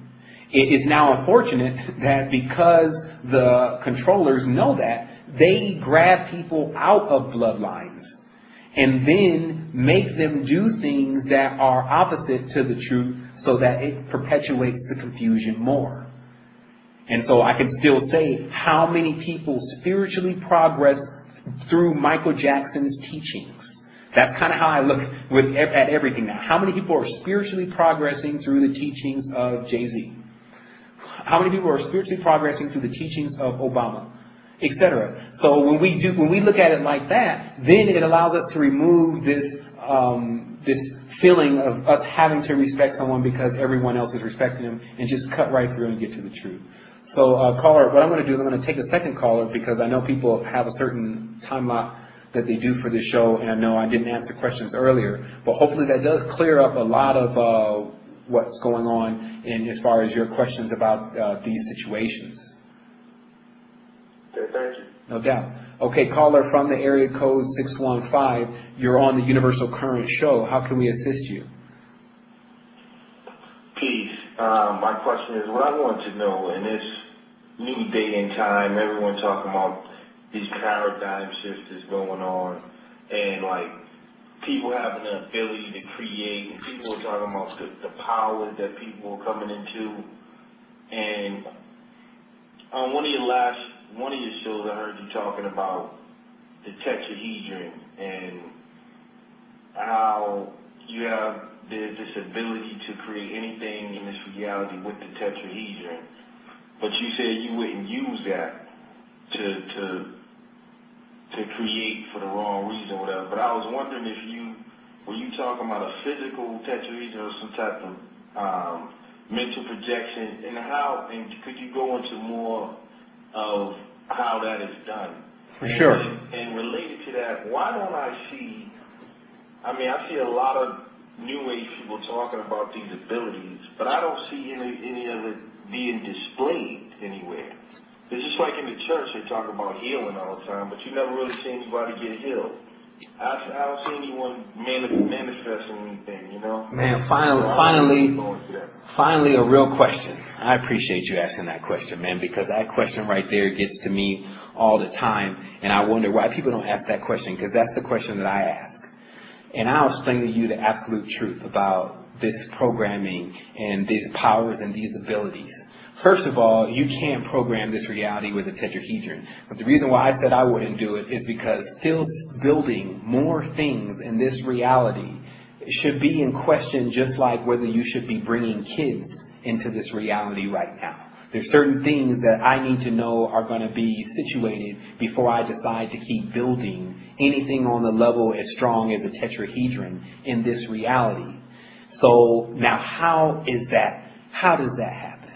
How does this power come about? And why are so many people not displaying this power? Well, first of all, the reason why so many people are not displaying this power is because they don't have it. Now, why don't they have it? Because the knowledge was with the chemists. Like, it was the chemists. That's where we get our word chemistry. So if a person doesn't understand the knowledge of the chemists, which is the root to all the knowledge that was brought forth from this planet, then they only can speculate about how to activate. So what do the chemists teach?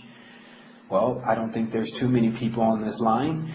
So what the chemists were teaching is that there were certain plants, namely a tree, that gave you the ability to actually go into the state. If for some reason you lost the ability to go to the state is the original state of being, then there were plants that still had that original state within them, and they were called like pure plants, or there's another term they give it, but it basically means a plant that's never been defiled, like we were talking about the incorruptible stone. Now, this plant in particular comes to us today as the cassia, which is where the word acacia comes from, which is acacia. Even the acacia berry or acai berry is the berry with the highest amount of antioxidants and all that stuff that really gets you feeling into a higher state of consciousness as it starts to go through your body. So remember, there are certain superfoods that actually take the body into the state of consciousness to get you prepped, only prepped for getting ready to enter into this altered state of consciousness. This altered state of consciousness can allow you to see, meaning the Kasiya, can allow you to see this reality that you can see easily how the reality can be programmed with tetrahedrons when you have ingested the Kasiya tree. Now, so remember, you have two different states. You have one person who already knows how to do it. So there's nothing for them to talk about, and there's definitely nothing for them to show people. Then you have this other person who has not achieved it yet. And so they're kind of like on the other side of the fence. So as they start to look for it, they start to find clues. Like the first thing that started to lead me as clues in the spiritual text were they kept calling it the name. In other books, you'll find that they mention he was given the name. And he was to come, but they could not say the name. And so I started saying, well, what is this name? And I went on my little Ponce de Leon, my own little Ponce de Leon thing to find that name. Now, the sheer intention of wanting to find that name is what made that name do something when I finally came across it. So understand, some people try to cheat and they just say, well, what's the name? And even if you gave them the name, because they put no effort into getting it, then it doesn't work. So this is what starts to happen with all of these people who have these huge budgets to go around and to actually start all these ashrams and clinics and things like that. But they're all in there, half geeked up off goji berries, but very little manifestation at all as far as on a spiritual plane. Because who's not there? In most of these sectors, there's no one there that is authentically spiritually inclined. All of them have more or less purchased their spirituality.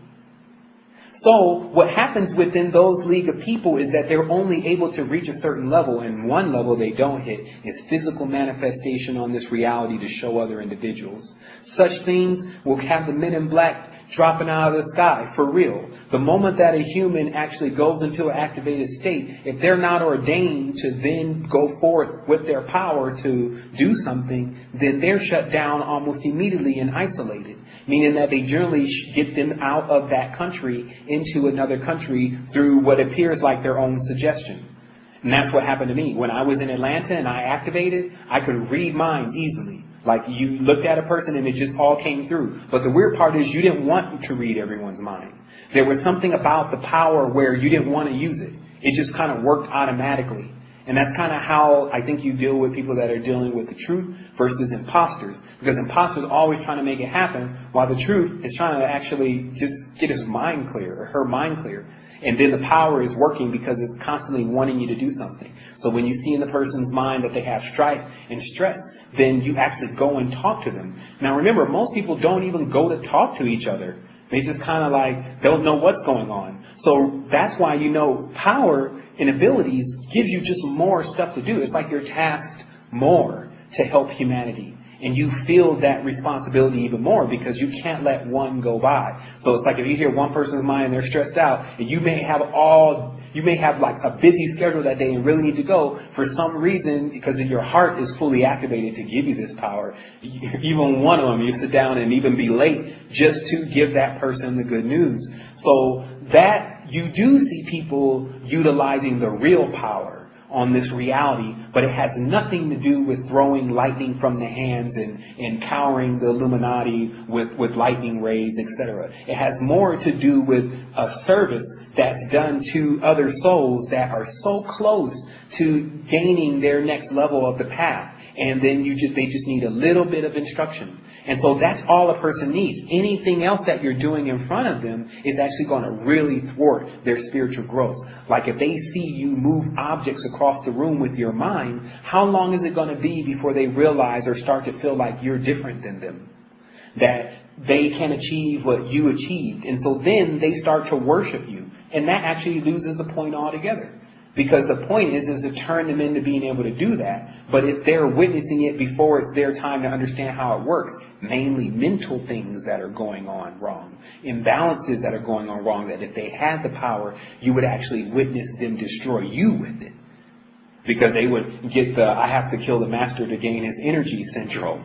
So there is a deeper level to what we're discussing. And that's why I said certain people need to factor in at times what is really being thought about And that will actually allow them to know whether it's possible. Like, for instance, a good example is I had a friend that was saying, there's this bank that's just started that has all of the seeds and all the flora and fauna that exists in the world. And I think it's over there in Europe, and they have a battle station around it, like it has batterments so that it can protect itself. And what they're saying is that and then it's in a bunker so it can't be blown up. And they're saying that if the world comes to an end, they'll be able to start the world over again. So this is what the person's explaining to me, and they're like, I need to leave my job right now because I think that my real calling is to go around the world and to collect all the seeds and things like that so that when something does happen, we'll all have still the stuff that we have here.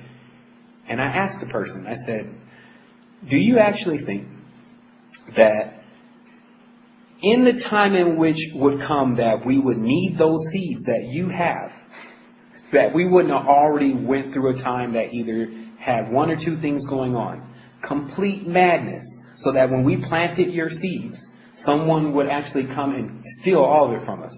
Or almost no people that live here, so that when we went to come get your seeds, there was already abundance of crops and things that were already overgrown, because that's what the nature does when we're not here. So that person thought about it, and then I said, so that's what we keep doing. What we keep doing is we keep making all these grand plans, and we set this timeline out in the future. But the higher beings don't see us like that. They see us when we make the decision. This is the most important thing to know. When a person says in their heart that they are truly ready to ascend and go to the next level, do you think that they can lie to the higher beings? The higher beings know if they are going to do that, but it's going to be 8 months later. So they wait till 8 months later before they give the person the abilities. They don't give the person the abilities then and then wait till 8 months later for them to fully make the decision. It doesn't work like that. So when a person is in full agreement to not be in duality anymore, because a lot of people say, well, I'm not in duality. When you're truly not in duality, because you get into a higher state of consciousness,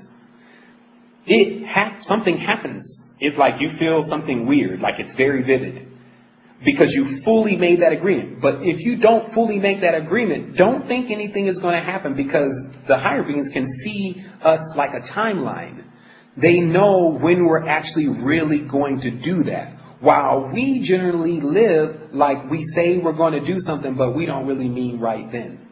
And so hopefully that answers your question about these higher spiritual powers, because to know, to dare, to will, and then finally to keep silent. When you get to the level of being able to fully will, which is to be able to make stuff come out of nowhere, you're definitely not trying to tell anyone about it. Because the reality becomes is that kind of thing, when is the last time you've seen it? So when do you think you're ready to see it? It would be easier for you to witness it from you doing it, rather than being unfortunate enough to be in front of someone who's going to do that in front of you. Because if someone then is going to do that in front of you, that means that their spiritual power is definitely either they're using a hoax, or their spiritual power is definitely on another level. So you're actually in more of a disadvantage. And if they actually are doing silly stuff like moving objects around the table, then you're also in the presence of someone who has now extreme ego and still figured out somehow how to unlock the pingala, or the actual red line of their kundalini, and they're fastly headed towards death. Generally, if you watch them, you probably can count them out 3 more years before they die. But the reality is they've unlocked only one side, which is capable of moving and doing certain material things, but it's fastly burning up the person's system. And so so of course he doesn't have time to figure out where you are to show you the power. So that's why you don't see people that really are having the power out in open display, because real energy rips holes in this reality. Remember, it does that on 2 levels. It does that when you do it in front of someone, man, you just rip their reality. Nothing will ever be the same. It's important that, like I talked about the Kasiya is more governed to do that. It's been ordained to take a person out of the reality, because it can get you back. Notice if you have this special power and you do something and someone goes crazy immediately because you just threw them in the shock, can you bring them back? So that's what it really becomes. And so that's why such things are always kept veiled, because when you rip the reality for someone with that kind of power, then it scars them. When you exercise that kind of power in this reality, it rips a hole physically for a moment in this reality because you're bending the illusion. So you understand that the reality is like a bubble, and if a hole is open for too long, it loses something. Just like a boat, if there's a hole in the bottom of the boat for too long, the boat sinks. So of course there are things that are governed to make sure when rips are put into reality that they immediately patch up that hole. And that's when you start to become aware of the others. And these are, go ahead. So is there a specific formula, or is this these type of abilities governed by beings who actually are bestowers of it and allow you to have access? Well, it's really more of it all happens without, as we talk about, life is like an occultation. There's a private initiation going on with everyone. The ones that are out in the open and externals are the fake ones. So what happens is there was actually enough knowledge delivered within that last 5 minutes to actually point you towards the direction of where the next level of seeing is believing, meaning that when you see it, then you'll know what I'm talking about. And that connection is with the cassia tree. And then when you Google that enough, you'll figure out, or the acacia, you'll figure out exactly what that's related to. So that's, as far as, like, if I knew we had 1,000 more years, I wouldn't even tell you that. Because there's other methods that are easily able to take you there, but it takes time to do that. And that's what was really, what our reality was previously set up with, is the time that it takes to properly grow a spiritual being. Now, all hell has broke loose, and people that need to become spiritual need to become ultimately spiritual. And this is the interesting text, because you say, well, I thought we were spiritual anyway. The reality is that because we use most of the logic side of our brain, we become more like logical, maybe animalistic, some people even robotic, besides spirit, when you see spirits and how spirits behave. So the reality becomes is that the person has to get acclimated with being a spirit again. Like you need training to be a spirit. Isn't that a shame? So what happens is that the way to do that is that plants serve as the bridges between our state of consciousness and the state of consciousness of absolute spirituality, and how to still be cohesive in absolute spirituality.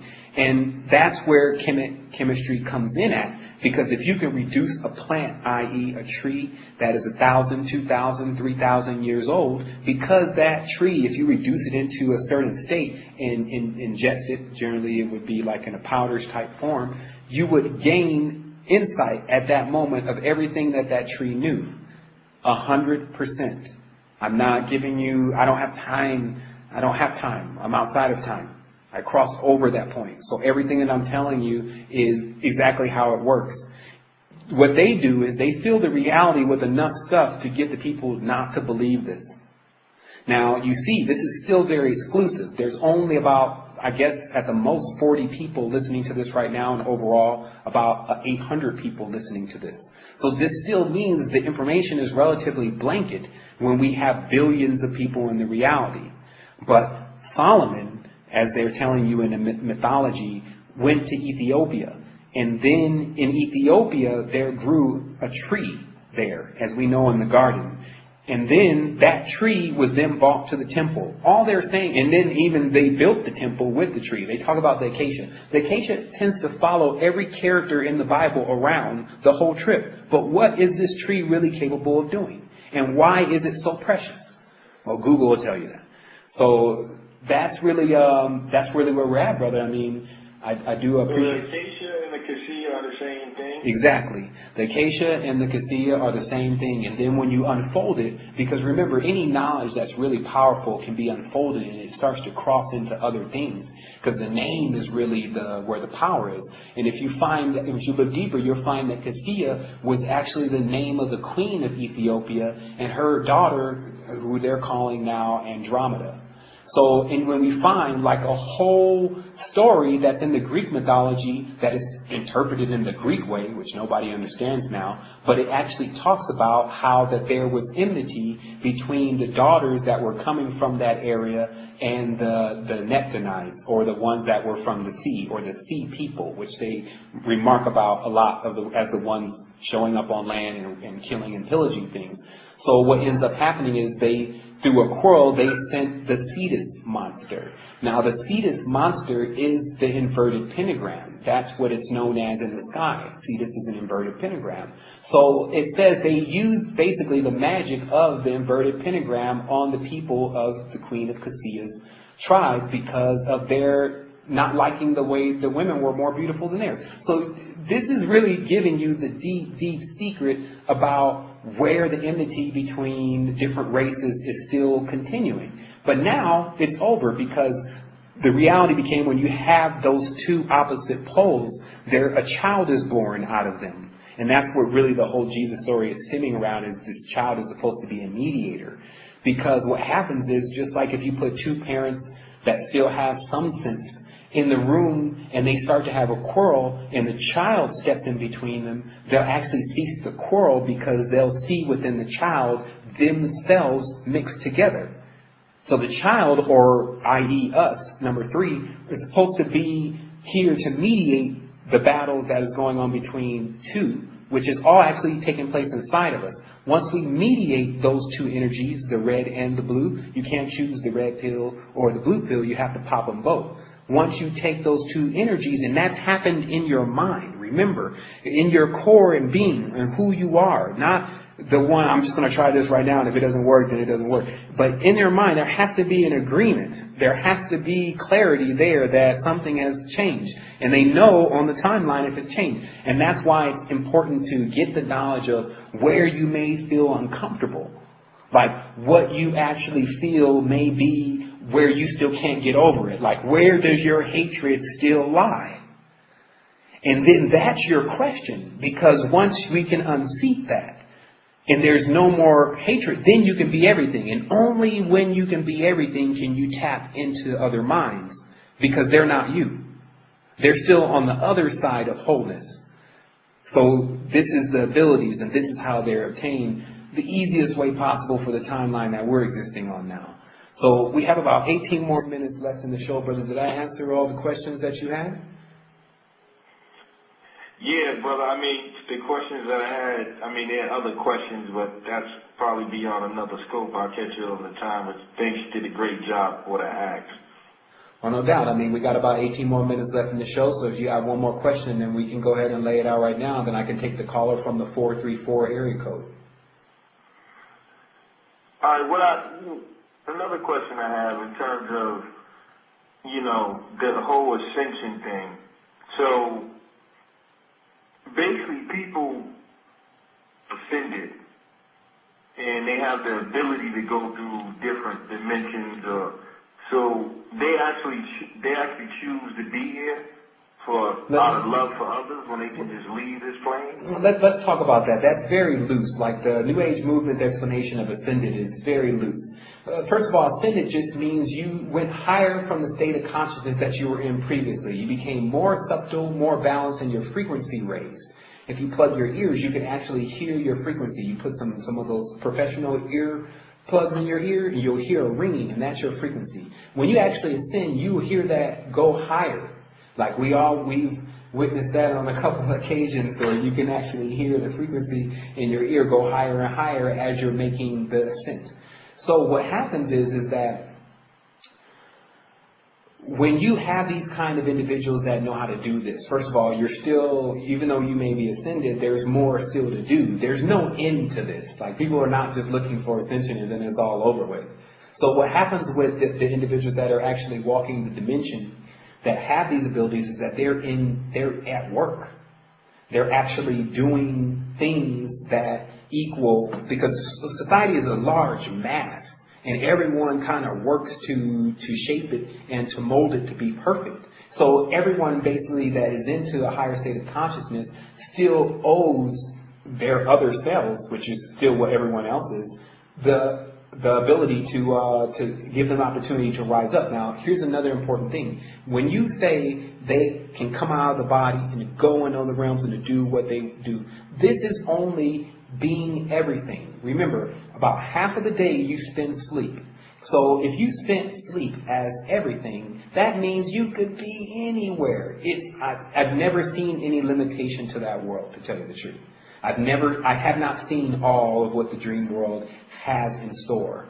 So the reality becomes most people are just stuck on one part of it or another, and that's why it's important to read the levels of the dreamers in that new post, because it shows you how to get up that ladder. Because then, when you're on level 5 dreamer, as we're calling it, you actually jump into these other realities and these other bodies and as different states. You have almost full access to what it is that you want to be and do in there.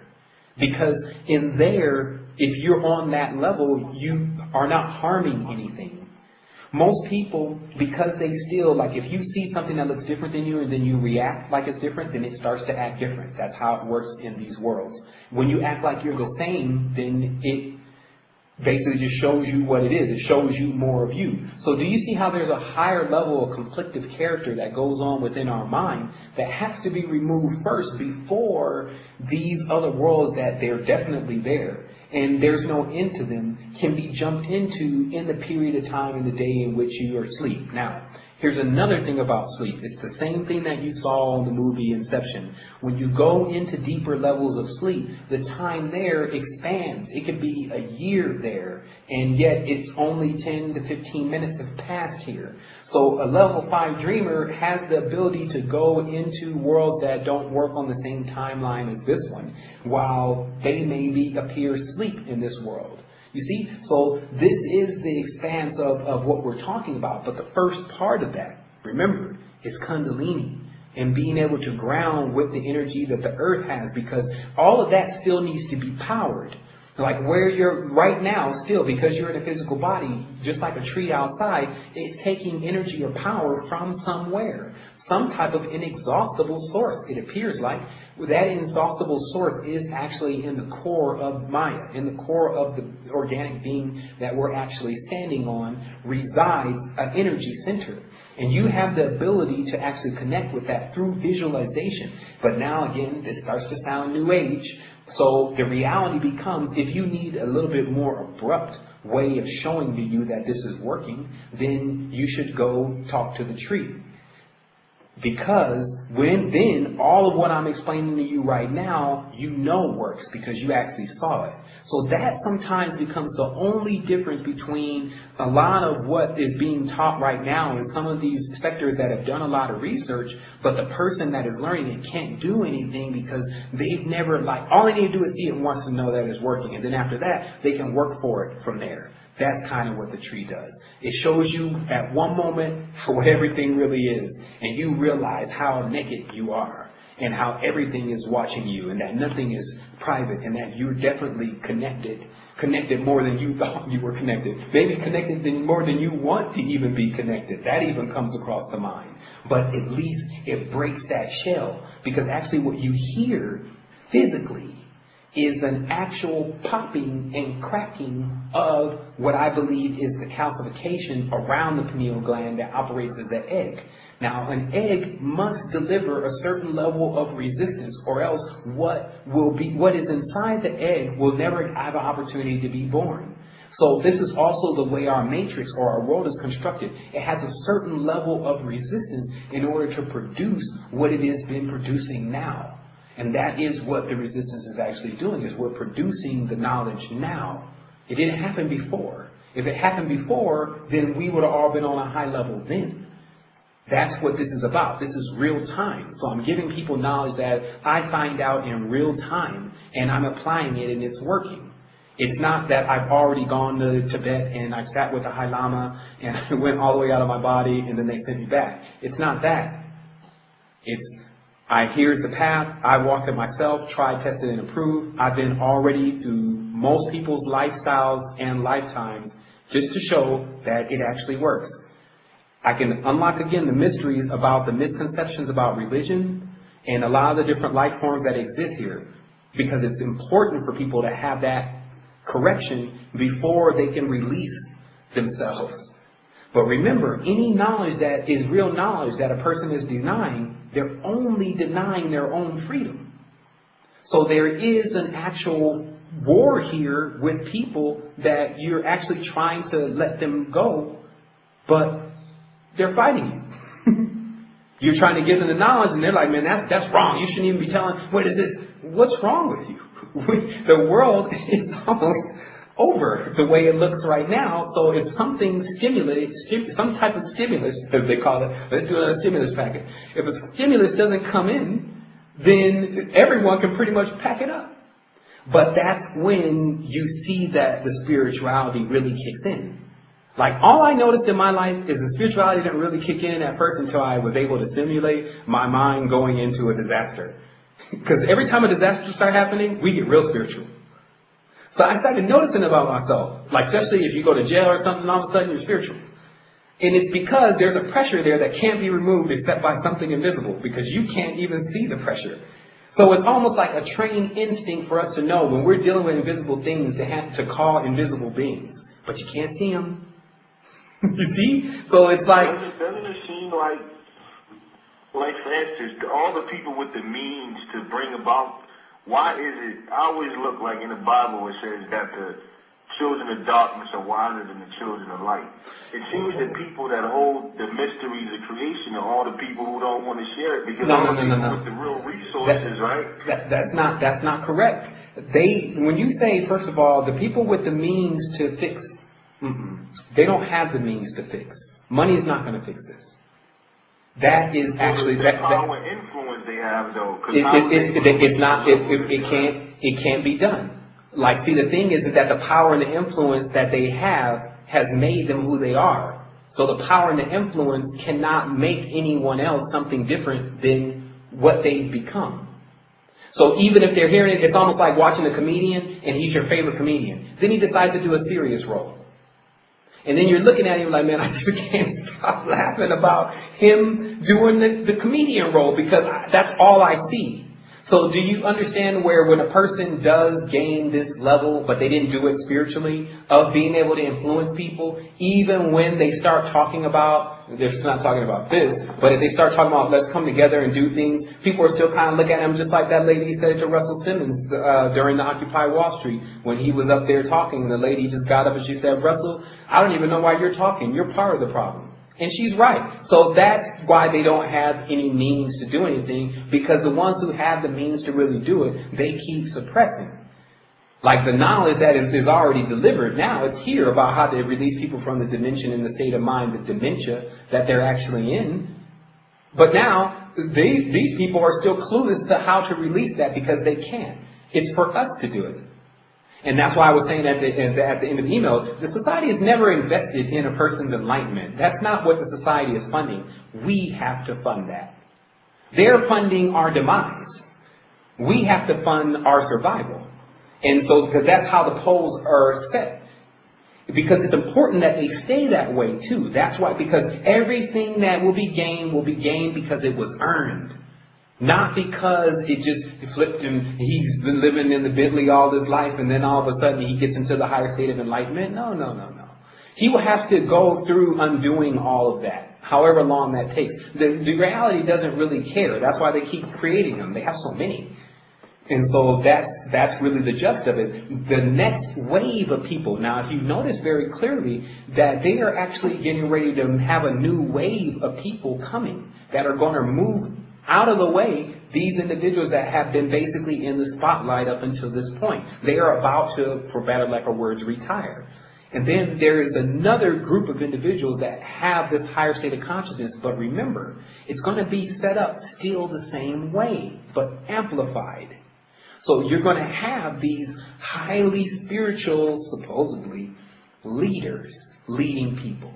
But it's still, if they're never telling people the truth about spirits and spirituality, remember, they're just another level of the same stuff. Do you know how many levels of the same stuff there really is? And how it looks different to everyone when they're on the other level? But the reality becomes, just because we have very spiritual, enlightened leaders, doesn't mean we don't still have leaders. which is a concept in itself that has to be done with. So that's what I'm saying. I'm saying that it will morph into, when they bring the extraterrestrial, which they've already done, they're bringing the extraterrestrial component to expand people's minds more. And then it will give birth to another reality that is very similar to this one, but you may not be able to recognize it. But the same thing is going on. External dependence upon salvation. Something outside a person mainly, or a physical being, is supposed to take me into the higher states of consciousness. As long as people are actually doing that with the wrong individuals, that's why I'm working to get in and get out, so I don't actually get confused as being one of these individuals. I only want to give out the knowledge that's going to get everyone to the level they need to be, and I'm gone. That's it. No up on the stage, vote for me, etc. Because it's not that, it doesn't take that long. It just takes comprehension. So if I have to keep saying the same thing over and over again in different ways to actually get people to understand, look, it's about when you're ready to dare. It's about when you're ready to get out of the norm and actually take a step, even though you feel like you're not going to make it. Like, it actually requires that kind of attitude where you don't necessarily go to be comfortable. You go because you no longer can be comfortable. And so that's what's up. So there's a big part of this, man, that I know that you're ready to receive, because I can tell by your questions. And the only thing is just a couple things need to be ironed out. And then once you get that, man, you'll experience everything that you keep hearing these folks proclaiming, but they're obviously not experiencing. And then you'll actually see right then why not to show it to people. Because that's why it's been taking me so long to even give people certain kinds of information, because once it's coming out of my mouth, even though I didn't make the mess, I'm the one here cleaning it up. But I guess if you're everything, then you did it too. So it depends on how you want to look at it. But the reality becomes, when I say certain things, even though it's the truth, people still look at me, as long as they're not in wholeness yet, as saying something that is not true. And then I get all of the brunt of the load behind that. So the more truth is a sword, so you actually just cut the person. And so when you do that, you got to heal them up really quick. And if you're somehow not available for both of those procedures, that's why they say there's a threefold nature. There's birth, sustainability, and death. You have to be able, destruction, you have to be able to do those three. You have to be able to birth something, sustain it, and then destroy it. You have to know what times to do that. Just like planting, everything here is like gardening. You know how there's certain plants, once they get rotten, you just have to pull them up, and then you can shave them down and then make them into the mulch for new plants. But you have to understand how to do all of that, and this is what requires our every moment of just grabbing this thing from what we learn and saying, okay, I'm back on ship. I'm back on deck. Like we were just laughing about, if you just all of a sudden make a weird noise and then you shake your head and everyone's looking around you like, what is going on? And you'd be like, man, where am I at? I just got back. Like, and that's how it is sometimes with how deep we are in this shell of who we aren't. And then when we come out of that shell, people around us don't tend to recognize us right away. And then that's where, certain parts of the path begin. So, brother, I'm going to go ahead and 2 minutes and 33 seconds left in the call. I want to thank you for calling in to Universal Current. I'm going to go ahead and take this caller from the 434 area code. Caller from the 434, you're on the line with the Universal Current. We got about 2 more minutes left. State your question, please. Wholeness, yes. My question is concerning about calling out to external deities. If we are ourselves an innerverse and we are a portal, then let's just say if someone is caught up in a Vodon cult or a currency and they are calling on to deities, is this coming from inside themselves? Well, there's a difference between evocation, which means outside, and invocation, which means inside. And what I would encourage the person to do is to see how they actually identify with these spirits. If they identify with it something as external to them, then it does have the ability to become a demon or a divided being. And like I said, there's those that are inside of wholeness and then those that are outside. And so what ends up happening is that if the person has set that thing up inside of their mind as something external, other than them, that is supposed to come and do something for them, then it becomes very dangerous. only because the rules of the universal law say that anything external to us that we are depending on for favors of the spiritual nature, we should automatically begin to question that relationship and whether or not it's in balance. So we need to ask anything external to us that is providing something for us, what is it getting, basically? So people say, okay, well, Sevan, what are you getting? My whole existence is because of everyone that is on this line and on the resistance. And they're actually the reason why I keep studying, because I have to keep finding out so that I can bring it to them. So there is a relationship that is going on that is very positive. Now with the deities, because they're hyperdimensional and have existed across time and have like a track record, it becomes important to realize the communication. This is what I talked about, and you've got 20 seconds. Have to understand the communication with the Most High. Is the Most High to you like something that you have to call, or is it something that's always with you? Is it something that is external and only has to show up after it's being evoked, or is it always there? It's because, and to understand when you're identifying with the true one, is that it's always there.